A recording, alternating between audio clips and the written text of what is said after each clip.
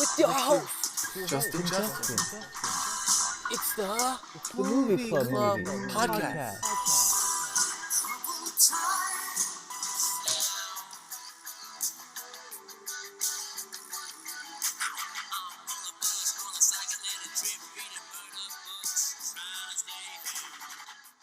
Guys, welcome back. I hope you had a great summer. I hope you had a great summer following along with the Movie Club Movies podcast, because we're back. We've got a series of movies that I'm super stoked about and some surprises. This episode is packed. The next episode is packed, and there are more to come. I'm going to be surprised with you with the releases we have coming in the near future.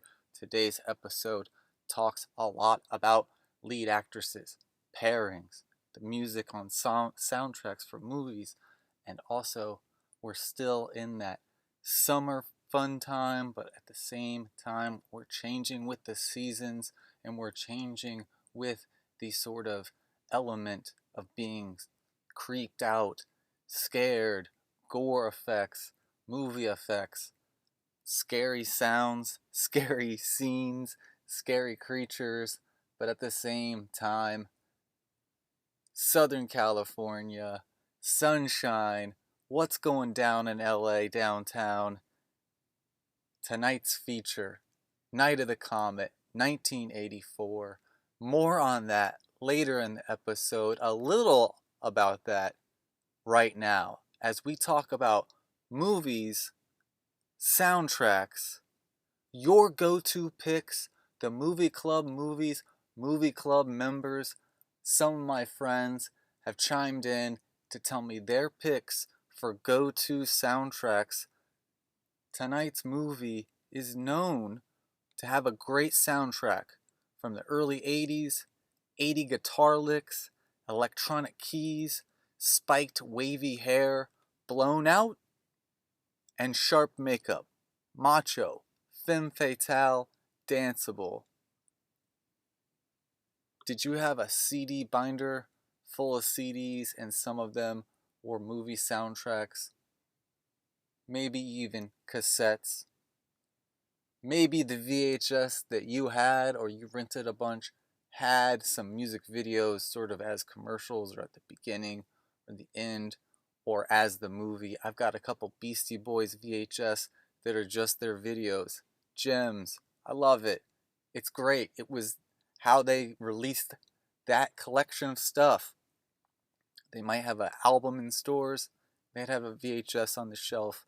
Not much has changed, except I think that we've got way more formats to find that stuff on. And some of it you don't always have to pay. It's like the way that they're getting out their brand. Anyways, I'm sure we've got a bunch of CDs and soundtracks that we all really enjoy and that we were cluttered with on the radios. They always seem to have some big hit that we just get hit in the head with the whole summer. Sometimes they're great, and sometimes it's like a Will Smith song you wish you would stop hearing. Some of those are really fun, right? Go-to soundtracks, TMCMS, friends and members, responses. TMCMS, friends and members, response number 1, Nikke in the Bay Area says, Royal Tenenbaums and Garden State. Royal Tenenbaums, I completely agree with. That's a great movie with great needle drops. We're talking about Wes Anderson soundtracks throughout these responses. This is the first one. Her other suggestion is Garden State. I already liked some of the music that was attached to that soundtrack before the movie was released, so I didn't really gravitate towards that soundtrack necessarily. Royal Tenenbaums, Wes Anderson, Nikke, thanks for your responses. Those were good ones. Shout out to Will from LA. He adds, Menace to Society is topping his list. Murder Was the Case is on that list. That's a great soundtrack with Snoop Dogg. Has a great song, is the feature of the soundtrack. Also, Dr. Dre and Ice Cube are on the same track for Natural Born Killers. Moving forward, another movie soundtrack Above the Rim. That movie is pretty good. It's worth a watch. It's definitely like a weekend watch. It's more serious than White Men Can't Jump, but it's got some really like intense or focused basketball action that adds to the drama and conflict of the film, and also soundtrack. Moving forward, Will picks Love Jones. He also threw out there The Photograph, a more recent movie that contains Robert Glasper works. I did not know of this movie. I had not received the advertisement for any of this, soundtrack or the film. Thanks, Will. I'm going to check that one out. He adds a couple classics. City of Angels, Meg Ryan. Nicolas Cage. I don't like this soundtrack. This is on the radio all the time. But I know he is throwing one out there to spark the conversation. There are some hits on this. I'm not going to disagree. Shout out to Los Angeles. And it's definitely a really popular soundtrack. I always seem to see if you are looking into someone's collection for the next pick at a pizza party. Will also gives us Ghost Dog. And I don't want to glance over this, but he also gave us Kill Bill 1 and 2. And I agree. I was a fanatic for Kill Bill, and I really latched onto the soundtracks. I almost overplayed those soundtracks. But let's talk about Ghost Dog. Thanks, Will. He agrees. Very obscure. Where have you seen a movie where the best friends don't even speak the same language, but end up saying the same thing? Will brings up an excellent point with clarity, talking about a possible element of the dynamics of a pairing. I think Rush Hour can also be a part of this list, and there is a great scene with Jackie Chan and Chris Tucker eating at a food cart together, syncing with a shared experience. We will talk more about that tonight with tonight's feature later on in the episode. That pick is so fitting of TMCMS, and it has been on my short list to play if ever given the chance, because it is one of those films that I could go on and on. I could almost have just an episode about my perspective of Ghost Dog and the creative aspects of that movie. But it's also one of these gems that I'm gonna make this really quick. I compared it to like Dinosaur Jr. I just think it's really an earthy movie. It's really creative, and it really is just it's genuine. And we talked about it's obscure, so it rides this mainstream. It kind of stays to the edge of things. And I also didn't discover Dinosaur Jr. when I thought I would have. I listened to other grunge bands, other rock bands. I looked at vinyl. I looked at past records. And I just could not get my hands on Dinosaur Jr. I could not get my hands on Ghost Dog. Just slipped through. And I know of that it would be good, and I know I would like more of it if I saw more than just the commercial or the single or whatever. So shout out to that. More on Ghost Dog, the movie, as episodes continue. I will add in conversation to this list Friday soundtrack, the movie Friday, because I currently am rediscovering the master of production, Dr. Dre, over the summer and fall, and Friday features a historic rise to the charts from a single of his, and along with Ice Cube, that movie is an excellent classic, as well as many of Will's other picks, and I'm just adding as sort of an honorable mention. My friend SaraNoH from Bay Area, also a TMCMS member, longtime friend and friend of movies and movie conversations with me, and music conversations out there in the Bay Area. She brings a short list that I really enjoy. I could really maybe see coming because we had many conversations.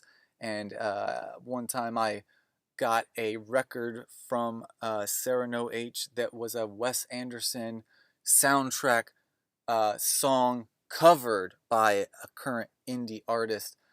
I have all those things boxed up right now, so I am scratchy with who and what that was, but I know I enjoyed it. I remember getting it and being super stoked about it. And so her first picks are along those lines: Life Aquatic, comma, any Wes Anderson. And I likely agree. I'll get into my picks a little later. Scott Pilgrim, a lot to say about that movie and that soundtrack. Let me hold on that for just a moment. House Hausu, that's something I'm going to have to check out. I did not get a chance to research that bit of this list. I wanted to give that a moment more of my time than I could at the moment. But and you'll see why here in a moment. She brings up Whip It, which is a movie I'm going to be talking about here shortly in the episode. I will be mentioning this one a little later. Also, Empire Records. I've been talking to a couple friends about, and along with Scott Pilgrim, this is another soundtrack worth mentioning here at the end of this list. 10 Things I Hate About You is one of the most uh, suggested movie club movie showing I should do. It's up there, and I know everybody loves it, and everybody loves this soundtrack. I wouldn't say like I'm magnetized to it also, but I definitely see its greatness. Again, I'm gonna get to my picks a little later. Plus, we are living in my picks as I enjoy what my friends and what is brought to me. Also, I'll be listening to a lot of this as the weeks go by, as I'm recording all of this. Another one on her list, I could not give a moment enough to research here. I think I am just aware of this title, but I'm a cheerleader. I just have to throw that out there for the moment. And then she titled these as scores, but these are clear answers to my question, which is Amelie and Howl's Moving Castle. Will and SaraNoH pitching fire right now because I want to talk so much about these choices, but let me talk more about maybe the context of these choices rather than my favorites, because I'll have a little bit more to say that on that in just a second. Scott Pilgrim and Empire Records. Let me focus on Scott Pilgrim, more of a recent pick, and a full soundtrack that is definitely fitting of that movie and comes out of that movie. So let me clearly say that I think there's an exciting contrast of movies soundtracks, definitely in the 90s, late 90s, where it was just hits on a soundtrack that may not have been in the movie. So let's quickly segue to really interesting is what movies are being made where the songs are either sung by the characters, created by the characters, or um, another category, one more category, is that these songs were in the film but went along with the character. Maybe it was a Rolling Stones song that sounded really good in a Scorsese film, but it's not like Ray Liotta was singing that Eric Clapton song, but it sounded good in the scene at Goodfellas. Okay, well, what about if Eric Clapton's song was never in Goodfellas, but it was just on the soundtrack? So there's this really interesting, fun contrast. But what's really interesting is there's an older movie, an older mockumentary, Spinal Tap, where the characters actually sang the songs that were on the soundtrack. And these were rock and roll, modern rock and roll level recordings. So it became very entertaining. And I don't want to get deep into some more cliche soundtracks. I want to round back to even Kill Bill. Some of those tracks were produced by RZA for that movie. 10 Things I Hate About You. Most of those songs they are fooling with in that movie. And Wes Anderson is a part of that main category. I think we're also living in this what Spielberg did for the summer blockbuster, we're living in what Wes Anderson did for the movie soundtrack. And that's either knock people and songs out because things became too expensive, just throw them on a soundtrack. But on the more positive, that he could needle drop in a very dramatic moment of a movie, and that song goes along with that character, that scenery, that moment, and we all love that. And it might even give a second life to a song by Nikke, perchance. Or what I love is now we're all searching, who is Nikke? Who is the Rolling Stones? What's their biggest hit? And you're discovering people. There we are discovering again. Exploration.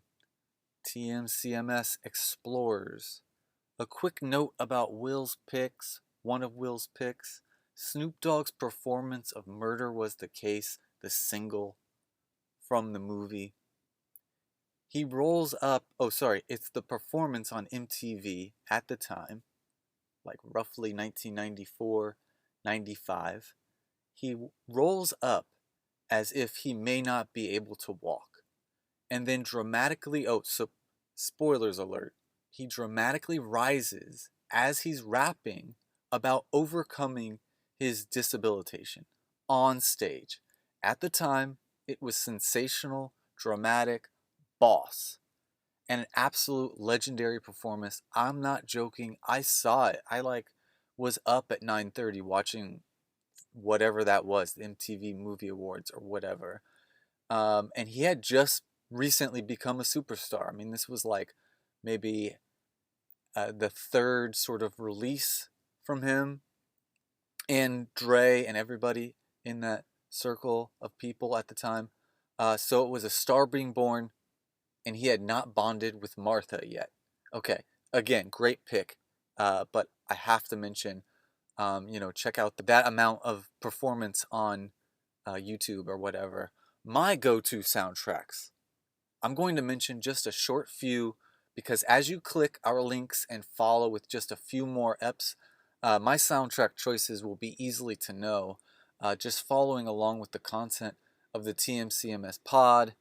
There's also a hashtag TMCMS podcast playlist on Spotify. Use the hashtag TMCMS to find it. Also includes mentions from soundtracks as we're talking about them. And also, if you're on Letterboxd, use the same hashtag and you can find the main list of movies and movies with soundtracks that we're talking about. A wildly snobbish first pick, but it's my white album. I have bought it on various media, CD, vinyl, digi. Thelonious Monk. The movie is called Straight No Chaser. He's known for an album of the same title. It's a documentary about the general career and life and personality of Thelonious Monk. It's produced by Clint Eastwood. You can read into that. Clint Eastwood did a lot for the jazz genre during that era, and put some other releases out there worth maybe searching. But this is Straight No Chaser, Thelonious Monk. Just incredible. This movie, Night of the Comet, is very good and sort of the direct inspiration for the Survey of Movie Club, because I have been playing it while I research and write about this movie. And at the same time, when I discovered this movie, I did reach out and look for the soundtrack and sort of just kept, I guess, exploring both of these at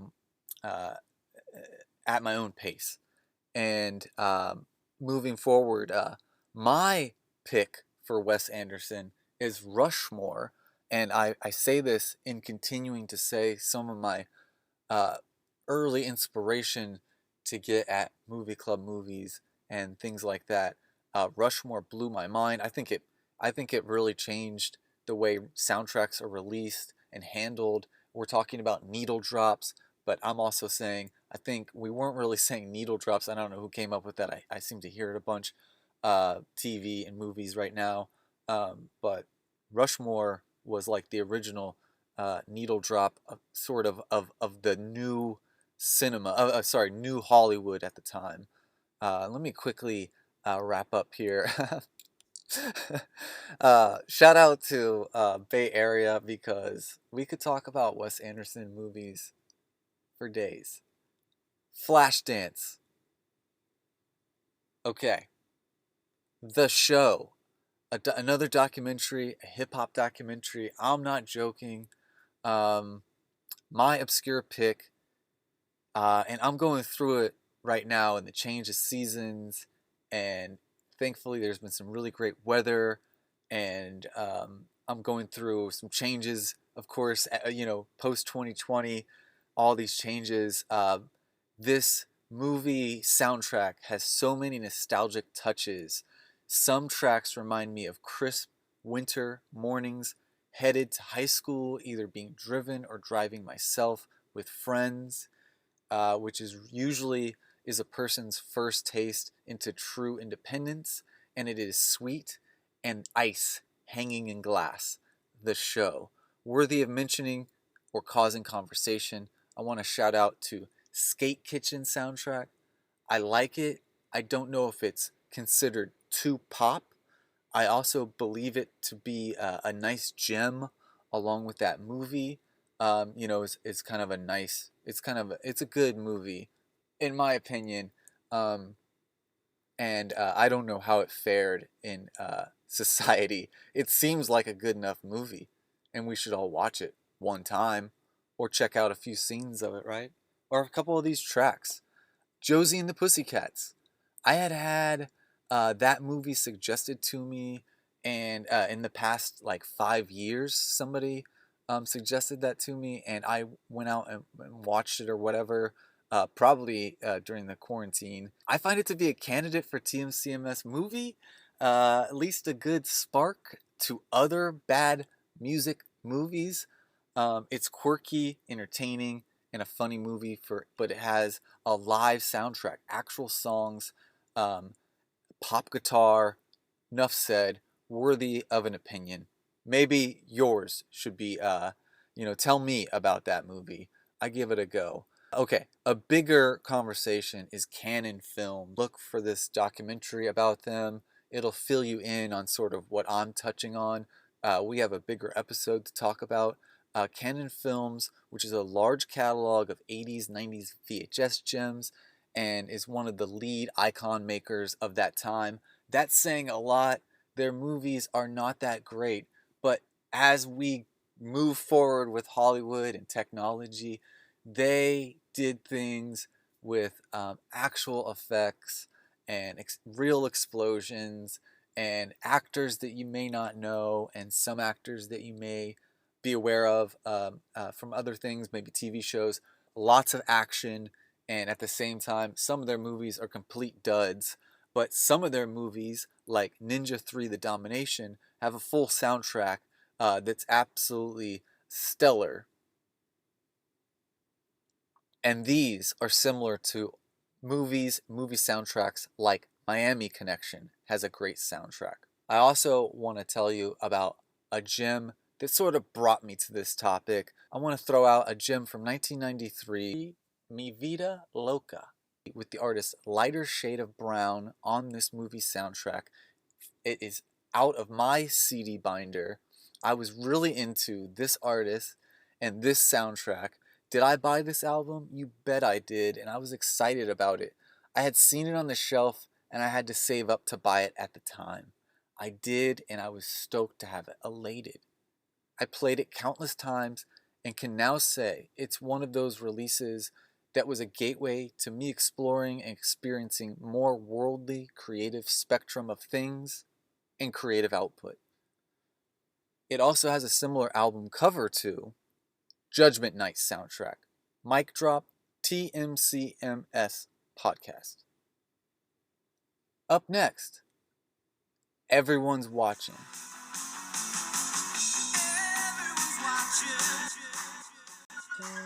Everyone's watching. Everyone's watching. Everyone's watching. Everyone's watching. I've been thinking about Michelle Pfeiffer movies lately. And besides Scarface, what are some really good Michelle Pfeiffer movies? Is Scarface the first movie that comes up for everybody? What about The Witches of Eastwick? It's a 1987. It's, I guess, a comedy, um, comedy drama horror, but it's in 1987, mainstream horror, or I don't know. It's it's sort of one of these, like, it's almost like a sitcom horror elements. Let me read some other. Uh, hey, my page just skipped.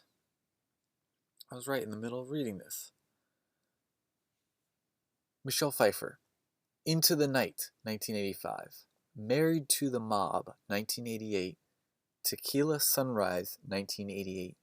The Fabulous Baker Boys, 1989. Frankie and Johnny, 91. That's with Al Pacino. Batman Returns as Selina Kyle, Catwoman, which we had a showing during the holidays as our Christmas adjacent movie night. I think I was doing like Black Friday, or we did like a Black Saturday night or something like that, dark. I might have even called it like Black Christmas or Noir Christmas. All seems to ring a bell. Check our Instagram for past flyers. Here's a big one, Grease 2. She's not a lead actress that toted a gun around. She wasn't the subject of action thrillers. Beat it! Recently, she is in Ant-Man Marvel feature-length episodes. It was the Ant-Man sequel. It really just felt like a part of a 2-hour per episode TV series. But she's in that, and that's the major movies being made right now. But not extensive action scenes, and not at this stage of her career. Obviously, this is a later career for her. I don't know about her personal choices besides the movies that she made. I had read enough about Meg Ryan. It seems like Meg Ryan had personal choices, personal preferences. That's why we don't see her in a spy game movie. She's not hustling around trying to save people. She's not hustling around toting a gun. She's not holding on to a big backpack with a parachute, with a partner sweating on his forehead. The most action-packed thing I've seen Meg Ryan in, Joe versus the Volcano. So we're talking about Michelle Pfeiffer, and I would say Scarface is a thriller, an epic drama, and it contains some gnarly action, aggression. There's some gore elements, but some gnarly confrontations. But it's not necessarily that she's the one running or anything. She's doing arguments. Now, actress that we love here at TMCMS, Sharon Stone, played a similar character, in my opinion, in Casino. And again, not necessarily she's doing the action. Her action, Michelle Pfeiffer's action, comes from emotional dilemmas and outbursts and confrontations, right? Tony had all the action. She was just extremely upset and abused. In that order. Shout out to Sharon Stone in Casino. Let me get into more lead actresses, because Michelle Pfeiffer, Sharon Stone, these are top-notch talents, top-shelf talents. They're doing it as good as anybody. Maybe not better than Meryl Streep, but in my opinion, the three people I just mentioned are all incredible actresses, incredible Hollywood talents. And I wouldn't sneeze at any reasonably interesting movie from any one of those actresses. But, I mentioned Meryl Streep in order to not mention her. She may not necessarily be my generation's greatest actor. She's obviously an American treasure and somebody who has gained and earned a lot of success and a lot of respect and a lot of awards. Same goes for Michelle Pfeiffer. Same goes for Sharon Stone. And I'm not always talking about Oscars, obviously, folks. There's other things, other accolades. people are leading up to, which shows their level of talent and experience.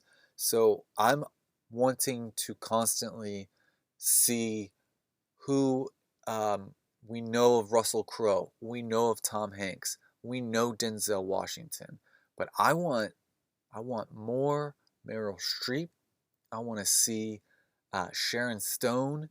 I want to see actresses that are also the top of the heap, the lord of the land here. So women as leads, longevity of that, the pole position and longevity of their careers. What does it take for them to gain success? What movies help them gain success? And where did that leave them? We know of, I mentioned Denzel, Tom Cruise. When they do movies, they just keep rising to the top. That's not always true for women as leads, the female talent of Hollywood. And it's either really interesting when they've defied the odds and done really great. There's LeBron Jameses out there. And there's also times, and we talked about it a few episodes ago, people don't work out. Vices catch them, and they can fizzle out. And re-listen to a couple of our eps, and you'll get to hear some of my examples on that. But let's get back to lead actresses. Examples. I'm going to start off running. I start off running and start off mumbling. Juliette Lewis. Amy Smart. Okay, those are sort of my picks and my observations. I have some really good ones that are going to follow. But the top of this list for a place to discuss is Deborah Winger. Again, not necessarily my generation's greatest talent or someone to show as an example of my generation's best actors and actresses. But she is out there, and she was doing it before I was actively renting things, and she was known to be a great actress, a person on their way to great things. And she made personal choices that didn't necessarily align her with big major movies and major accolades after a certain extent of her career. And there's a great documentary out there, and she's not necessarily one of my favorite personalities, or the movies she's in definitely didn't hit my radar. But I cannot have this discussion without mentioning her name, because she's not only from the 80s, but she has made a statement about women as leads, females in Hollywood gender, to say the least. She's made a statement about that. So let me continue with a good handful of my choices and names and recognition. We'll start a conversation, I'm sure, with most people listening. And I want you to always think about, who is it that's in your corner? Who are you really following? A Sharon Stone is I'm going to constantly reference her. She's just really impacted the way I see a female lead, especially in those 80s movies, and especially post-80s, post-1990 movies. And I just think that she, as a person, with everything that she's been through, has just rounded herself into being a fine example of Hollywood, and seems like a pretty cool person, in my opinion, again. So, but let's just continue the conversation with those that you might not know, and that may be in movies that are fun to rewatch. The movie club movies. Samantha Mathis, Martha Plimpton, Buffalo's indie scenester lead actress future star, Sydney Flanagan, Penelope Ann Miller, Jennifer Jason Leigh, Jessica Biel, Aubrey Plaza, Cameron Diaz, Lucy Liu, Drew, Christina Ricci. I've said so many names just now. That's not even, every single one of those women is not even necessarily considered a lead actress in most of their films. but I do see them as holding that tool set that they can step into that role. And of course, most of these have a movie where they have. I wanted to mention Samantha Mathis. She was in Mario Brothers. She also had a chance where she was dating River Phoenix. Martha Plimpton is one of these indie actresses. I know her from Goonies.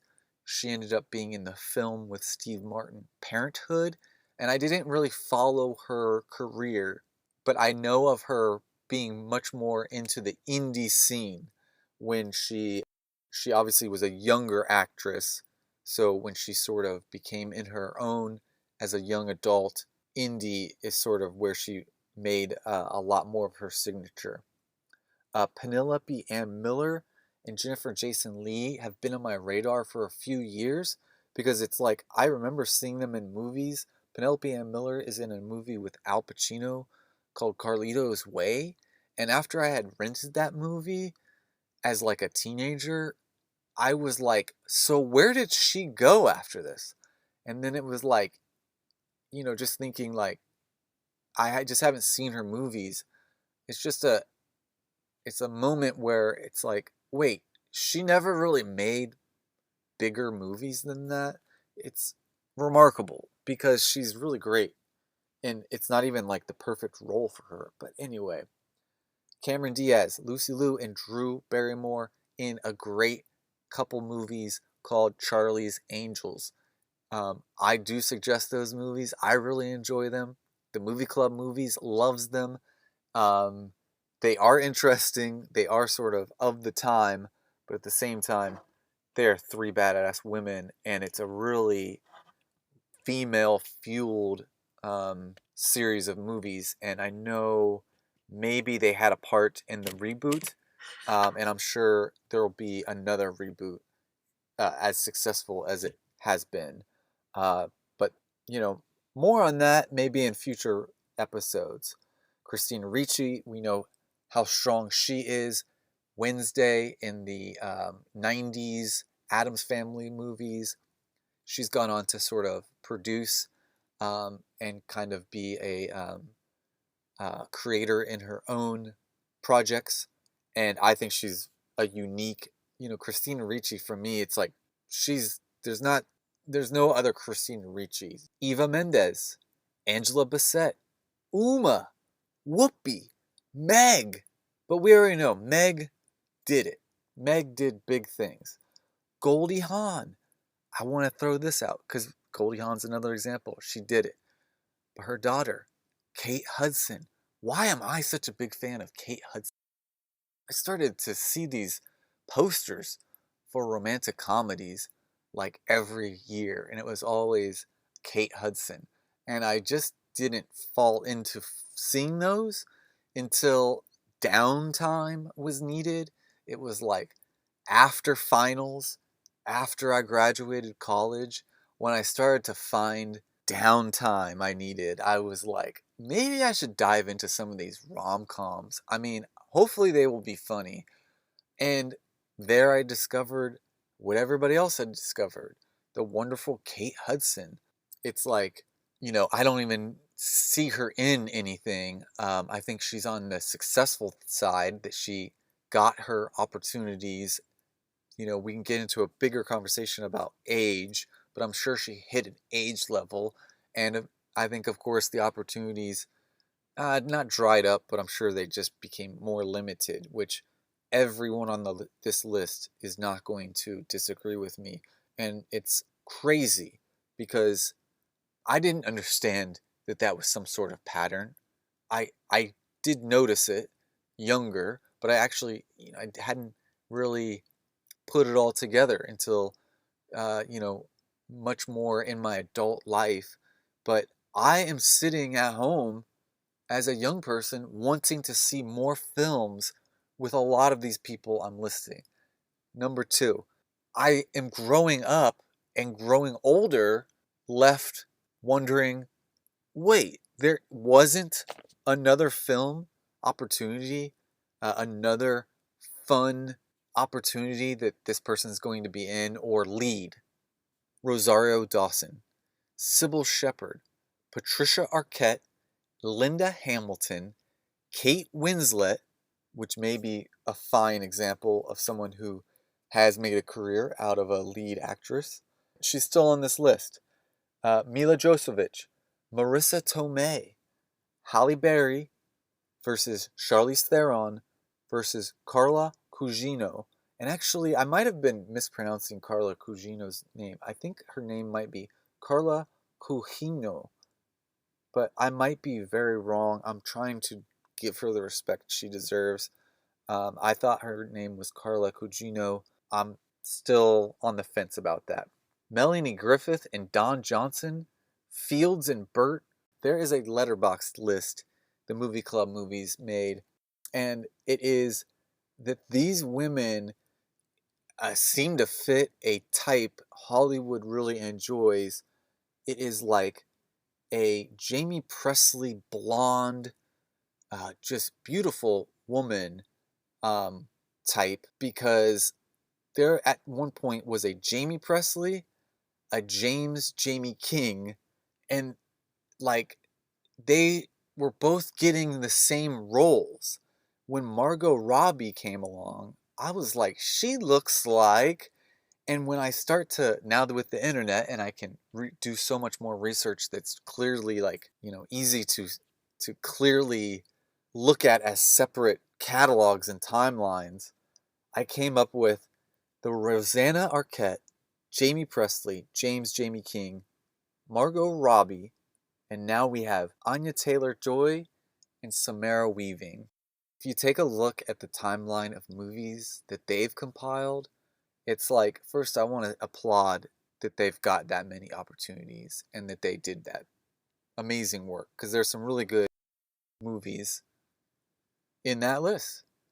But at the same time, it's just wild. It's like, okay, so you have to be a blonde with sharp features and do some movies called like, there's movies that they've done, they have terrible, it's just like, Hot Babe.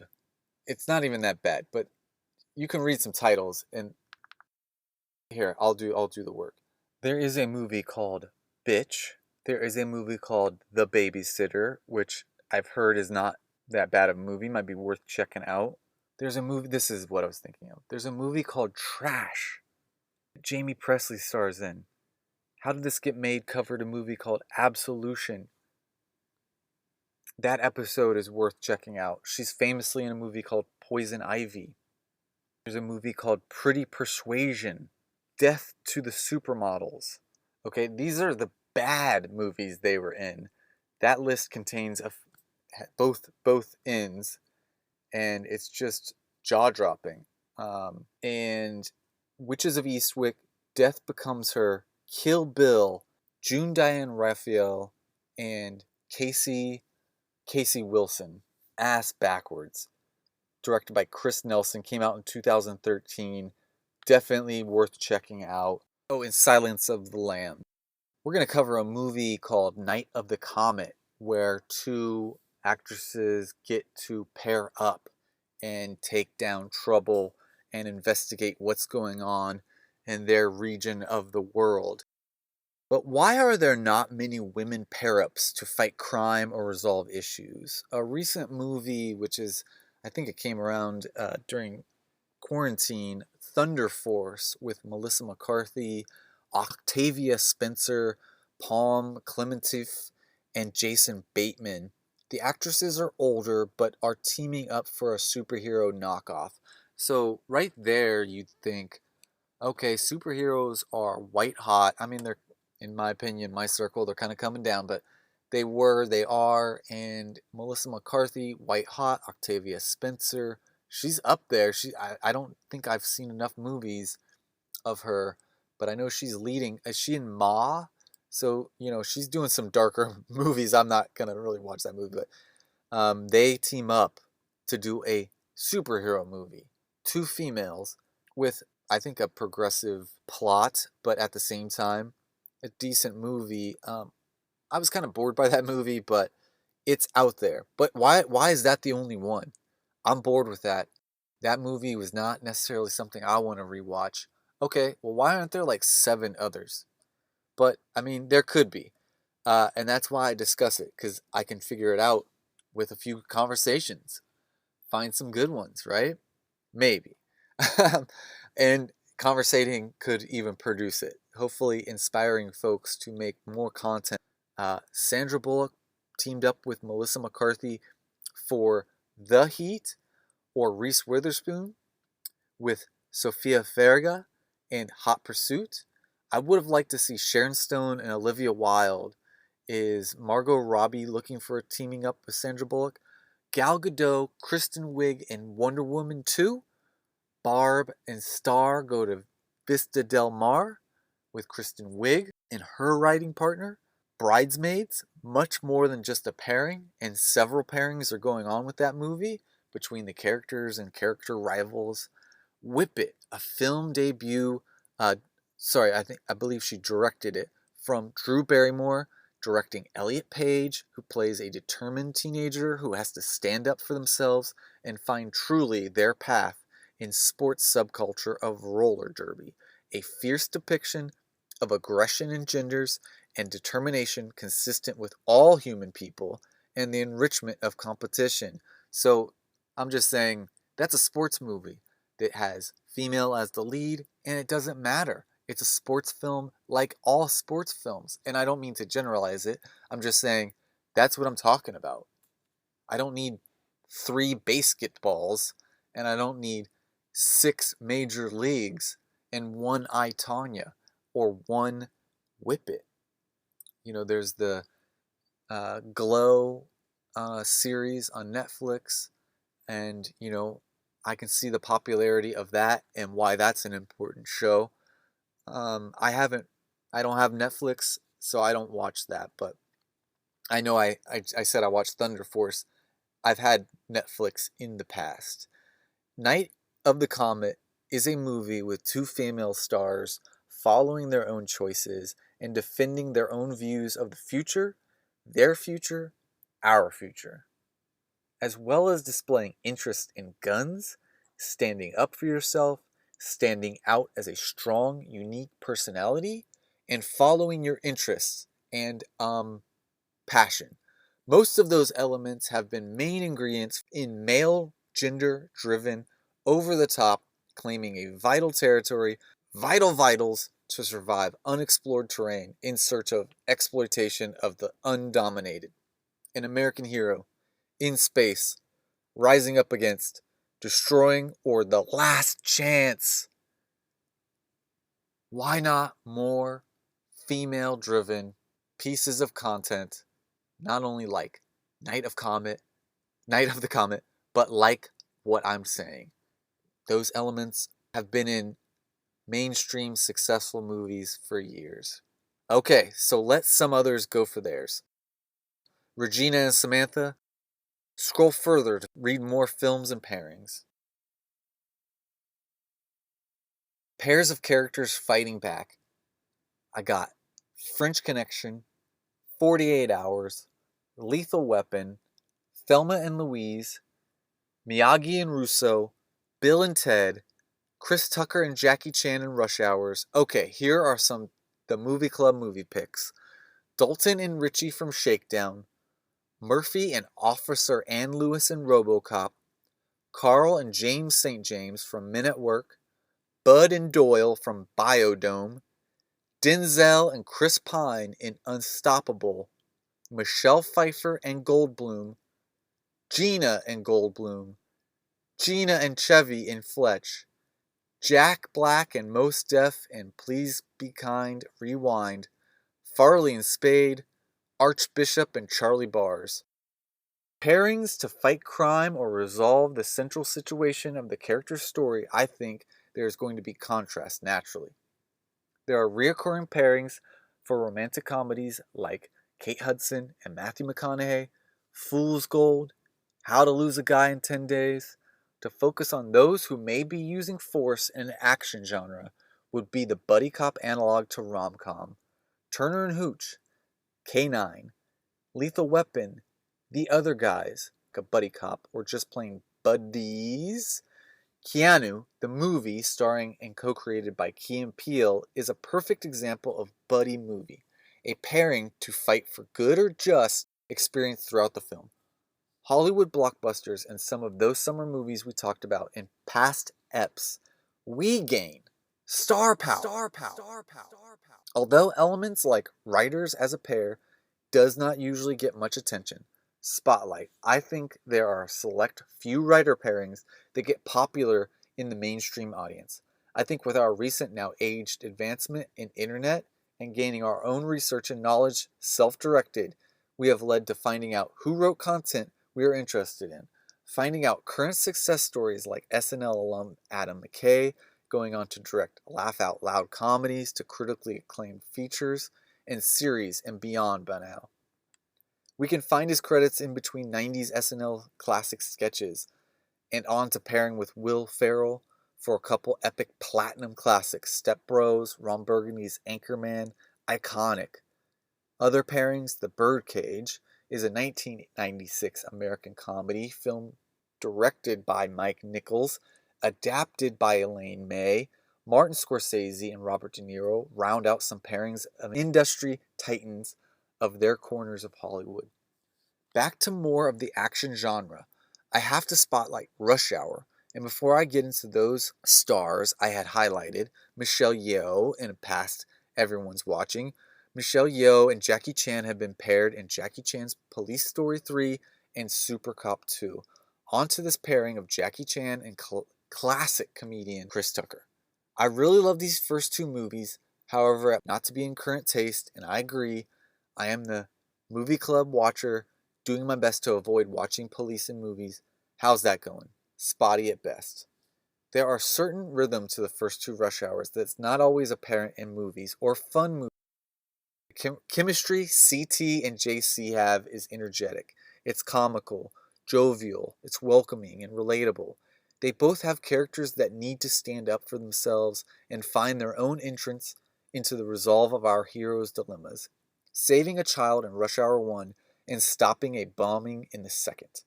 I want to move on to a pairing of fighting monsters or monster-like characters.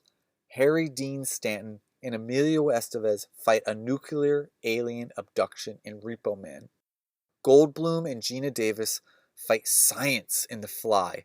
Keith David and Roddy Piper fight undercover aliens in They Live. And our fave movie, Nope, Emerald and OJ Haywood, Daniel Kaluuya and Keke Palmer fight a beautiful sky and aliens? And we gotta love that pairing. Check out Keke Palmer's SNL appearance. It's a good one. Three Amigos and City Slickers, more of a trio. Just wanted to shout out an additional TMCMS comedy choice. Jim Belushi is a pairing all-star. He has paired with Jerry Lee, the most famous canine in canine history, most famously in Canine, comma, James Caan in Thief, comma, James Woods in Salvador, comma, Louis Gossett Jr. in The Principal, John Ritter in Real Men, and Arnold in Red Heat. I mentioned that movie several episodes ago. Tupac in Gang Related. I just rewatched that after watching Tupac's biography by the Hughes brothers, and that movie is a doozy, and it's not because of Tupac or Jim Belushi. It's a mediocre plot. It's directed by the writer of Rush Hour and National Treasure. Jim Belushi also paired with Whoopi in another among countless garbage releases from that guy Jim Belushi. All this to say, pairings in the action genre can get intense. They can be comical. I think with the natural contrast along with dynamics in the layers of having co-stars and story pairings leads to a fantastic, sometimes sensational, journeys and stunts action. I really like comedy, so for me, I enjoy that chemistry. I found Running Scared just before the pandemic and was magnetized by the awkwardness of that TMCMS New Kings classic. I'm talking about Running Scared. The magic happening with Gregory Hines in Billy Awkward Jim's Crystal. Seeing that movie did remind me of Night of the Comet because it's a filmed movie that has a bunch of texture, the times show through, and it is a pairing that we as the audience are thrown into. We hadn't seen Gregory Hines and Billy Crystal together. I don't know that we've really seen Billy Crystal as sort of a cop that movie shows. And the same for Night of the Comet. The pairing of the sisters, we don't know them. We don't know their background. And that's sort of what's fun about that movie. I don't want to say too much because we're going to cover it.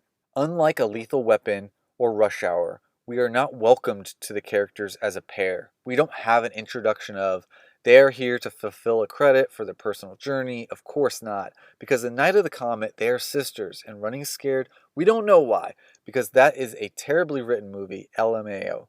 In the movie My Cousin Vinny, we are also forced into the partnership of Marissa Tomei and Joe Pesci's Vinny character, which is a brilliant performance from both actors, but it is not action-packed, nor is a true pairing in the sense of Night of the Comet or Bill and Ted. My Cousin Vinny is more like Pacino and Pfeiffer in Scarface with a happy ending. I would take Regina and Samantha, Emerald and O.J. Haywood in Nope over Nick Cage and Justin Bartha in National Treasure 10 for 10 times. What about Brad Pitt and Morgan Freeman in Seven? Now that is a comparable pairing to our Comet sisters. The way one person's choices are going to weave along with her partner, so to say, is also an interesting aspect of a movie character's pair-up. A character's strengths and perceived weaknesses can also ride the line of contrast and gelling of two characters. Lee and Carter in Rush Hour, excellent example of contrast. Taper to gel. Some may call it a gradient. The Movie Club movie. Tonight's feature. Night of the Comet.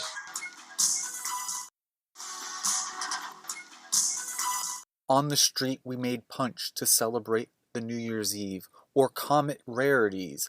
Noses up, we are relieved to be dust piles of rosin powder. Our feet don't stink, we cheer pyramids to the highest peak before falling. Training our daughter dogs to shoot Uzis, eagle-eyed sisters stance, taking turns shooting parked targets. All around, little circles, for miles. I see stars in your eyes, light up. Neon wall signs, just designed to light up your radio station faded carpet. You have to have a strong heart to survive Night of the Comet. 1984's Night of the Comet. The director also directed Captain Ron, which we recently covered on the Movie Club Movies podcast. His name, Thom Eberhardt. We're going to just shortly continue with his catalog of movies here with Night of the Comet. Just so happens to be also one of my favorite movies. And to be honest, on this watch, I wasn't as excited about it. I think because I was looking at it with like a host eye. I was taking notes and wanting to recap the movie with everybody, so I sort of shot myself in the foot. Still a winner, still a great movie, or like, it's got so many flaws, it's great for us at TMCMS. It stars Catherine Mary Stewart as Regina, sort of the older lead sister of our sisters pairing. I know her from The Weekend at Bernie's, Last Starfighter, which we've brought up a couple times on the podcast. And like I said, she has a sister, and that's Kelly Maroney. She's famous for being in Chopping Mall. I have seen her in Fast Times at Ridgemont High. I just was recently introduced to a movie from the Action Boys called Zero Boys. She's in that. Great example of an 80s, not only working actress, an 80s, the face of the 80s, even though she wasn't like maybe a big time mainstream actress. I think that we can all look at the history of VHS era 80s movies and say she is a candidate for being the face of the 80s, maybe even of VHS. We know her as a scream queen. The Movie Club Movies is going to sort of cover a more general sense of genres. Kelly Maroney making a name for herself. Also, RobertBeltran as Hector. I like him in a movie with Virginia Madsen called Slam Dance. He went on to Star Trek roles. Follow me here. MaryWoronov is in an ABZ podcast classic, Death Race. She's also in the same sort of range of years. She's a villain in one of my favorites, Rock and Roll High School. She's also in a independent gem, Eating Raoul. And then she is known for her participation in Andy Warhol movies. GeofferyLewis from JCVD movies and sort of notoriety, and I think also sort of in the not only just Rambo, but like the sort of genre of films, that action in the 80s. And he's in this movie as Carter. I call him by several other names. I've been zoning out during the production logo sequences, and I've missed a few opportunities to call attention to the graphics or whatever, that production animation at the beginning of most films. I just get distracted enabling and disabling knobs for the production here to stay afloat. Two wheels on the blacktop at all times, you know what I mean? It's like the way I have troubles with taking selfies. I'm so distracted by the details of taking a shot and the micros of smartphonery. I miss my shot. I have a grump face and a determined focus of discovery look on my face, a scarred cap on of trash, garbage, can lid. Here we are, production logo. MGM. ARC, which is new to me, Atlantic Releasing Corporation. I hadn't seen that in any other films. This film, for one reason or another, always reminds me, and vice versa, of Near Dark. Near Dark is a movie released in 1987, directed by Catherine Bigelow. I've dropped her name on this podcast numerous times because she is definitely a very successful director and Oscar-winning director, and this is early for her. The movie she is doing before and after this are Blue Steel with Jamie Lee Curtis, then to Point Break after Near Dark. Near Dark also stars Adrian Pasdar, Jenny Wright, Lance Hendrickson, Bill Paxton, Jeanette Goldstein, Joshua John Miller, and Tim Thomerson. Joshua John Miller is classic, great young actor in Teen Witch.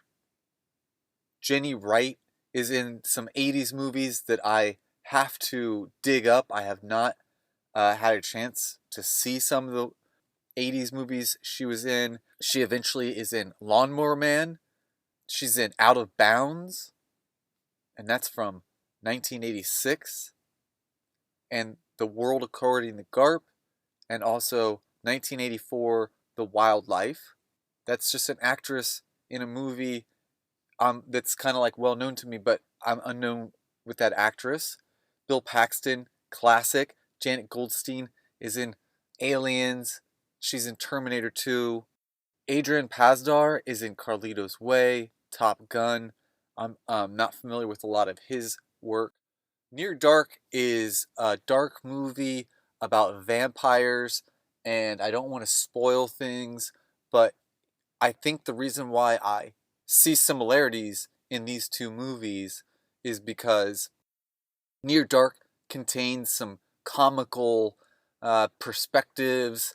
Us, the audience, is sort of in on some visual jokes, and also there's some 80s attitudes that were, I feel, the way I saw both of these movies, or the era of movies as I was seeing them, was I hadn't seen attitude like that. I hadn't seen a horror movie shot like Near Dark. And the similarity is true for Night of the Comet.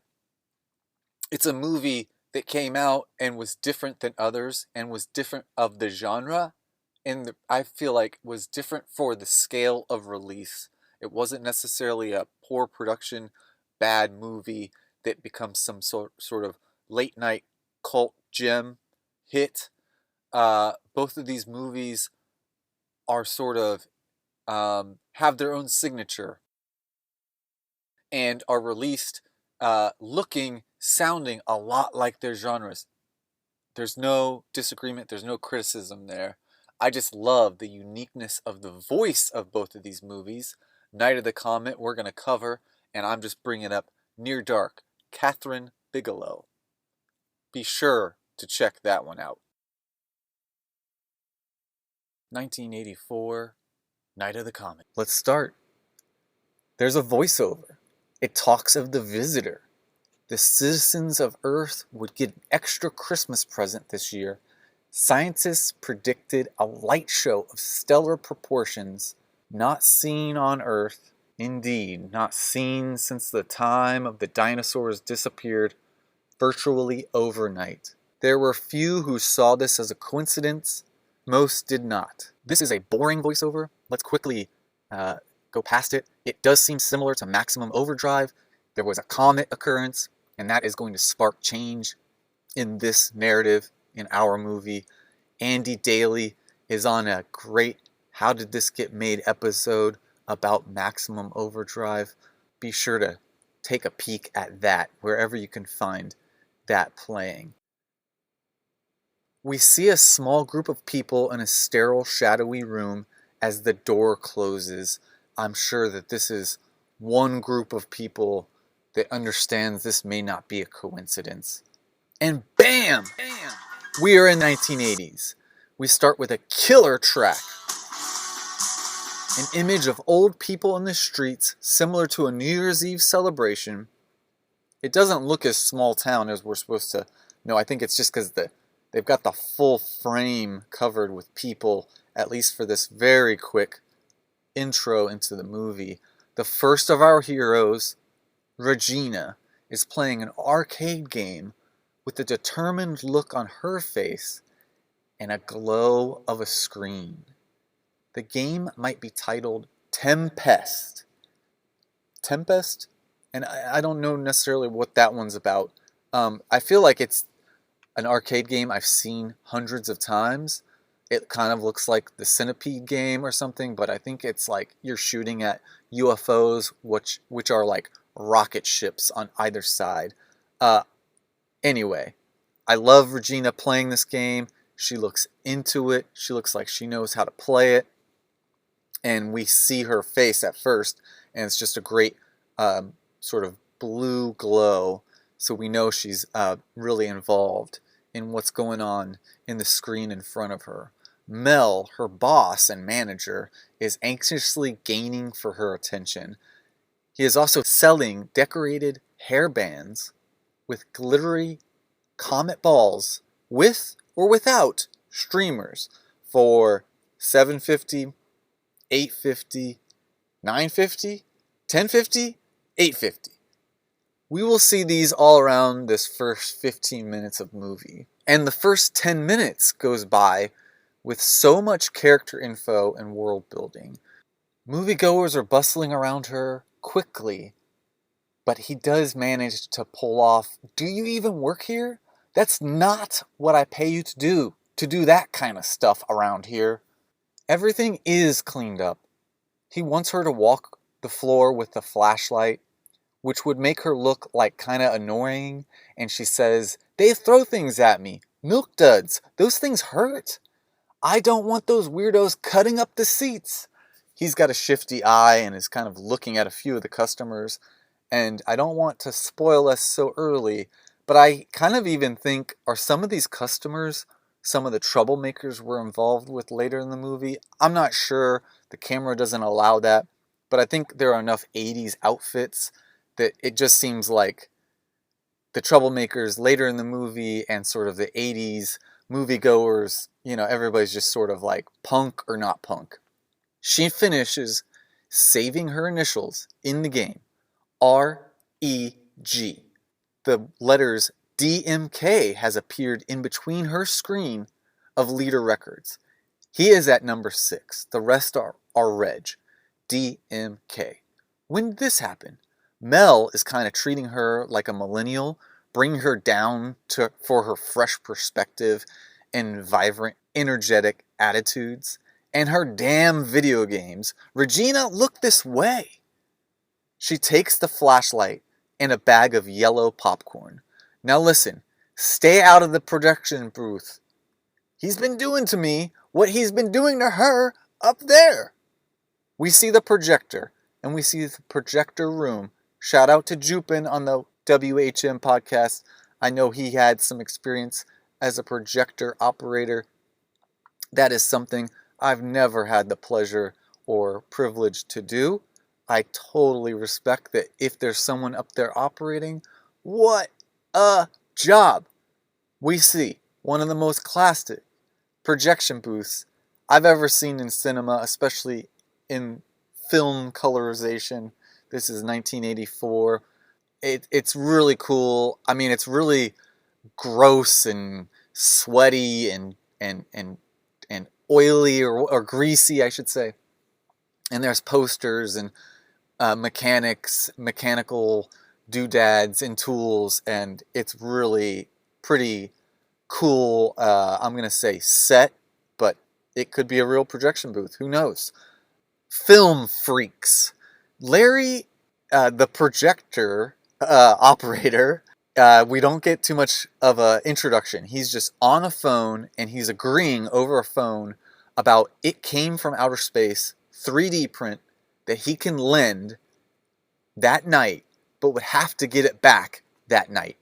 And he's hearing $100 and kind of, I guess, gauging this amount of money with somebody we don't know. He's just acting with a phone and eventually gets to a price, $110. That sounds nice. Larry does not know DMK. So we are completely moving on. Regina wants to see the comet for real. Hey, TV is real. He's kind of coercing her to stay in this projection booth. Secretly, I kind of think that she likes to be there. She likes Larry. Maybe she likes this amount of excitement she's getting. But she is totally being brushed aside. She wants to maybe go out and just check it out. Maybe bring a 40 ounce of beer in a brown bag. Larry's not having it. He's trying to make $110 and make out with her.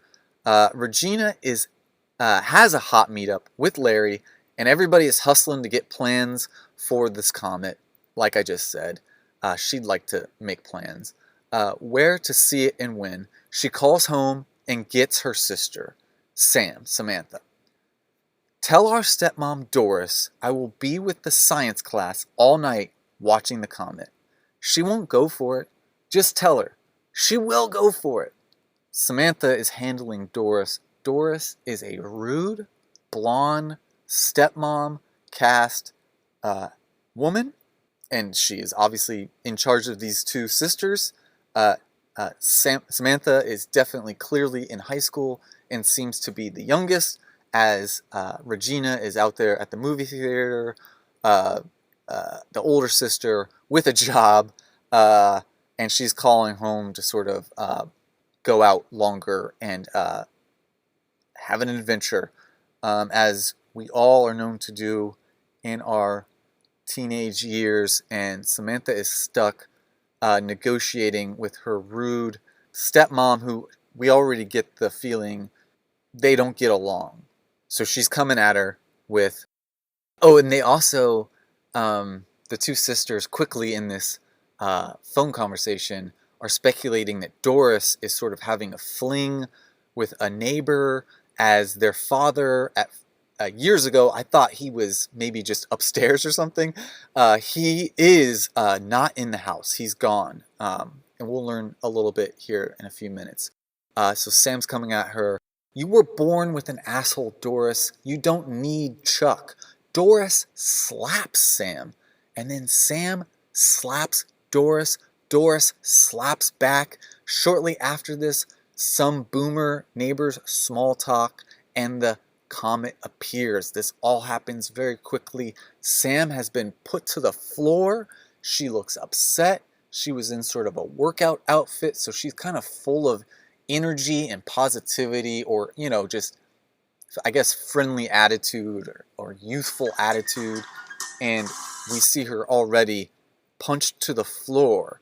So Night of the Comet is coming for adults. Electric youth. Regina makes moves on the floor with Larry. There is some underlying info, if you can hear it, on our radios and TV sets with the news and DJs scattered across these scenes. Newfoundland is said to have seen the comet first, and no one seems to care, but that region of the world has their communications down currently. Oh well. Regina is in the projection booth discussing Superman with Larry. At this point, I should mention that Larry is played by Michael Bowen, and I know him clearly as the nurse assistant or orderly from Quentin Tarantino's Kill Bill, and he is a disgusting criminal villain, a villainous candy striper, a disorderly orderly who is doing awful things in that movie.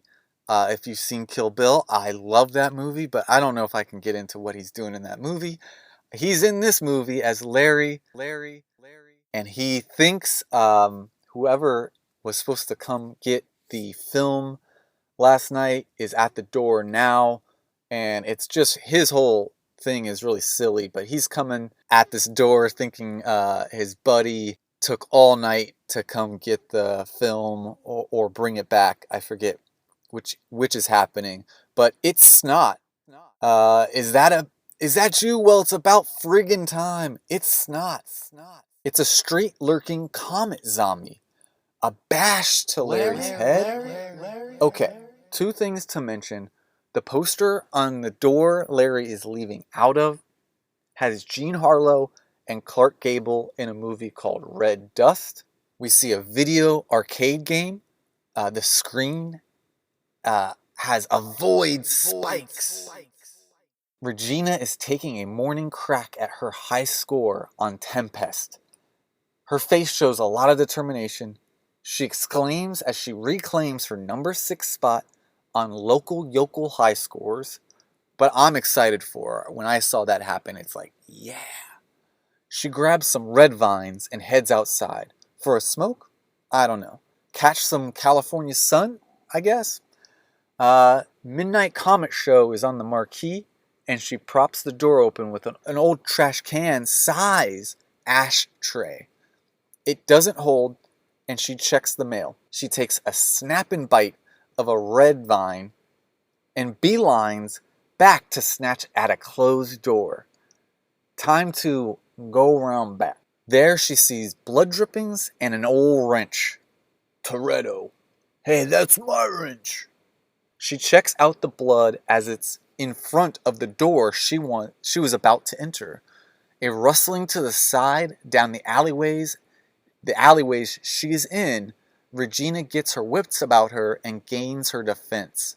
If you've seen They Live, this is a similar looking alleyway. If you were with us at our showing or also have watched TMCMS's classic Street Trash, it also is very similar to scenes and set dressing in those alleyways, in those garbage VHSs. There's something coming out of those cardboard boxes, and Regina has her dukes up very ready.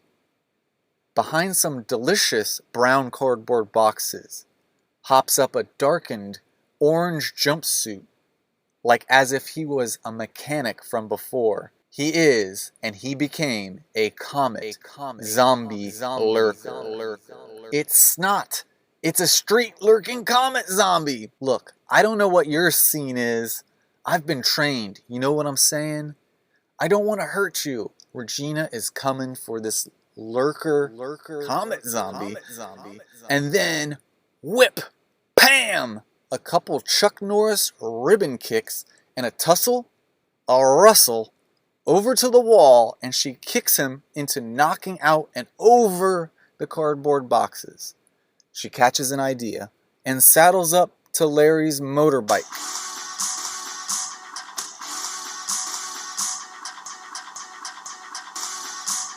Some nice photo acid stills as transitions of what has become the city, the skyline, the atmosphere. Comet red residue. Regina buzzes by on the moto. Jingle Bells plays from a sitting Mercedes. No one appears to be behind the wheel, or to the side, or underneath. She rolls on. Looks like Gotham in red acid. LA skyscrapers loom as no more life seems near. Regina cycles on. Pants litter the streets. Pants. Static on a TV. Childhood house. Childhood photos. A flag. A dad. Combat trained. Comet ready. Family. Back at Regina's and Sam's parents' house. Lots of magenta, hot pink, neon reds, and high school cheer pink. Pale wallpaper walls. The Burbs. The 80s. The Burbs. Regina checks it out. Like her role requires, Samantha is bopping around, getting ready in the mirror. Bathroom, hallway, like an 80s teenager. No screens to take her attention away. She's got practice, but doesn't know if that's still happening. An American flag in her red bedroom, I don't know. Scream queen, and general VHS gym icon, Kelly Maroney as Sam. Doris decked me last night and thinks she knocked my tooth loose. She thinks the neighbor Chuck and Doris spent the night together. She's talking to Regina. She is not paying attention to what's happening outside. She continues, I ran away, stayed in the lawn shed all night. I left a note. The frame has her killer 80s chucks twisting to start her sensational HS life. I ran away last night after she slugged me. Left a note and everything. We are just along for the ride that is Samantha right now. Regina is patient to add her own input. Last night, she spent the night in a lawn storage shed. What kind of night was that? She's got a boombox and brings it to the kitchen. She is bumping Unbelievable from the soundtrack. After practice, she's thinking to run off. It's a little bit sad and we're really quickly glossying past her. Her experience. She wants to run away, and Regina is an awesome person, an awesome sister, and but Samantha's had it with Doris, and that's, I don't know, a fair emotional reaction to, violence within a family, and I'm just taking this at face value because we don't know too much more about their story. But she's explaining she wants to run off. It's very sad, and we're quickly past it after she's mentioning it. So here we are taking a bowl of Raisin Bran before heading off to the lonesome road of cheerleader runaways. Pep squad. Sammy, you can't get anybody on the phone because everybody is gone. Sammy asks for the milks and gets shook. I want to focus on this. Mulroney does a strategic move. She's got gum in her mouth on her last line about the milk, which is like, oh my God.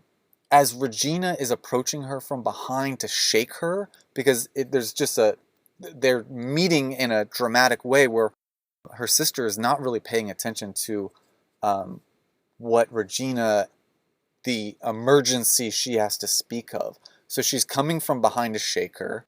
Heightened drama in an 80s VHS gym, and Mulroney has, by this time, swallowed her gum, and if you're paying attention, you can kind of see it in the fuzzy screen, and whether it's purely a line or actually happening on film, I think it adds to the darkness of this movie and maybe the scene, and in reality would be happening as all chaos looms in these two people's lives. I mean, this is the very start of that statement. I mean, eat some bran, shit is about to start happening. Samantha mentions that she's swallowed her gum. There's nobody. There's nobody. Mitski agrees. Oh right, nobody. I'm for sure. Come here, your ass. Regina goes to show her out the front door. Sam picks up the dog's leash on her way out. It doesn't register just yet. Regina's outside. Pants all around the street. Looks like a pants store exploded out there. With the picnic table, poker tables, nacho bags, and 7-layer bean dip still sitting out there. I took a shot because it's like right in the middle of the street, just this half moon of tables. And I kind of remember being a kid, and that's how maybe in the 80s a suburban neighborhood sort of set it up. I don't remember setting up on the street, but everybody is just the heightening to see this comet, and that they put this half moon just in the middle of the street makes me chuckle. And I'm sure there's 7-layer bean dip. I mean, if you take a look at the screenshot or take a look while you're watching, you might see all these little things, and you do see some of the Comet headbands that might have cost somebody $9.50 at the movie theater. Doris isn't at Chuck's. I'll show you Doris. Regina picks up a dusty, skanky dress. That's my own opinion. Red dust falling everywhere. Skankiness flying. Just kidding. I don't know Doris. Here's Doris. Would Michael, the teenage T-Rex, want to have Doris as his host body? Well, I guess it's just her pants and shoes. But at first I was like, oh, I don't know. All that's left of her, this and dust. It's her pants. The dust looks like paprika or the salt from the second episode of Star Wars, L.A. Jedi. Where are the kids? Regina asks. It's Saturday. Where are all the GD kids? Sammy is catching on and taking a look down the acid red street. Sammy is in front of a window that reads Merry Christmas. Turns around to defend. If you're trying to scare me, she's still confused. Go ahead, call. No one's home. Just then, the boombox produces a disc jockey. Both turn. We now speed towards the city. Trouble is playing on the radio. They park and hustle into the building, and we can see this from the distance. The interior looks swanky, dark and purple, with strips of pink neon sparse. A large winding button upholstered couch runs along the room as the women enter further into the production venue. The radio can still be heard, and we've just watched them go from outside with an acid red sky. They hop into a door from the car, from the street, and we've just followed them almost like a sitcom set. It just starts from the left and goes to the right, but along us following, I've just described what we've seen on the walls, and the couch is very long and takes up this entire space as we're seeing it. I also want to take a moment to note what Kelly Maroney is wearing, because I just spiced it in as I narrated the scene action with her, an activity of her character, but she is in what is being called a pep squad. So I'm with that. I'm aware of that. I continue to call it cheerleading outfit, cheer squad, right? But that's just kind of like how everybody has shorthanded maybe her character or this movie. The character is telling us it's pep squad, and just the slang of the interest of the movie has just whittled it down to cheerleading, and I have fallen into that, especially as my experience with this movie has aged. But she is in a pep squad outfit, which looks much like a cheerleading outfit, and this is 1980s, which it's funny because other movies like Superman and things like this show cheerleading and pep squad and flag corps, all this, always in these like sweaters or sweater like outfits. And I'm from a small town and I played sports in this small town, and I get it, like uniforms that are distributed to the public as you're playing either school sports or what community sports, intramurals, uniforms can definitely be aged.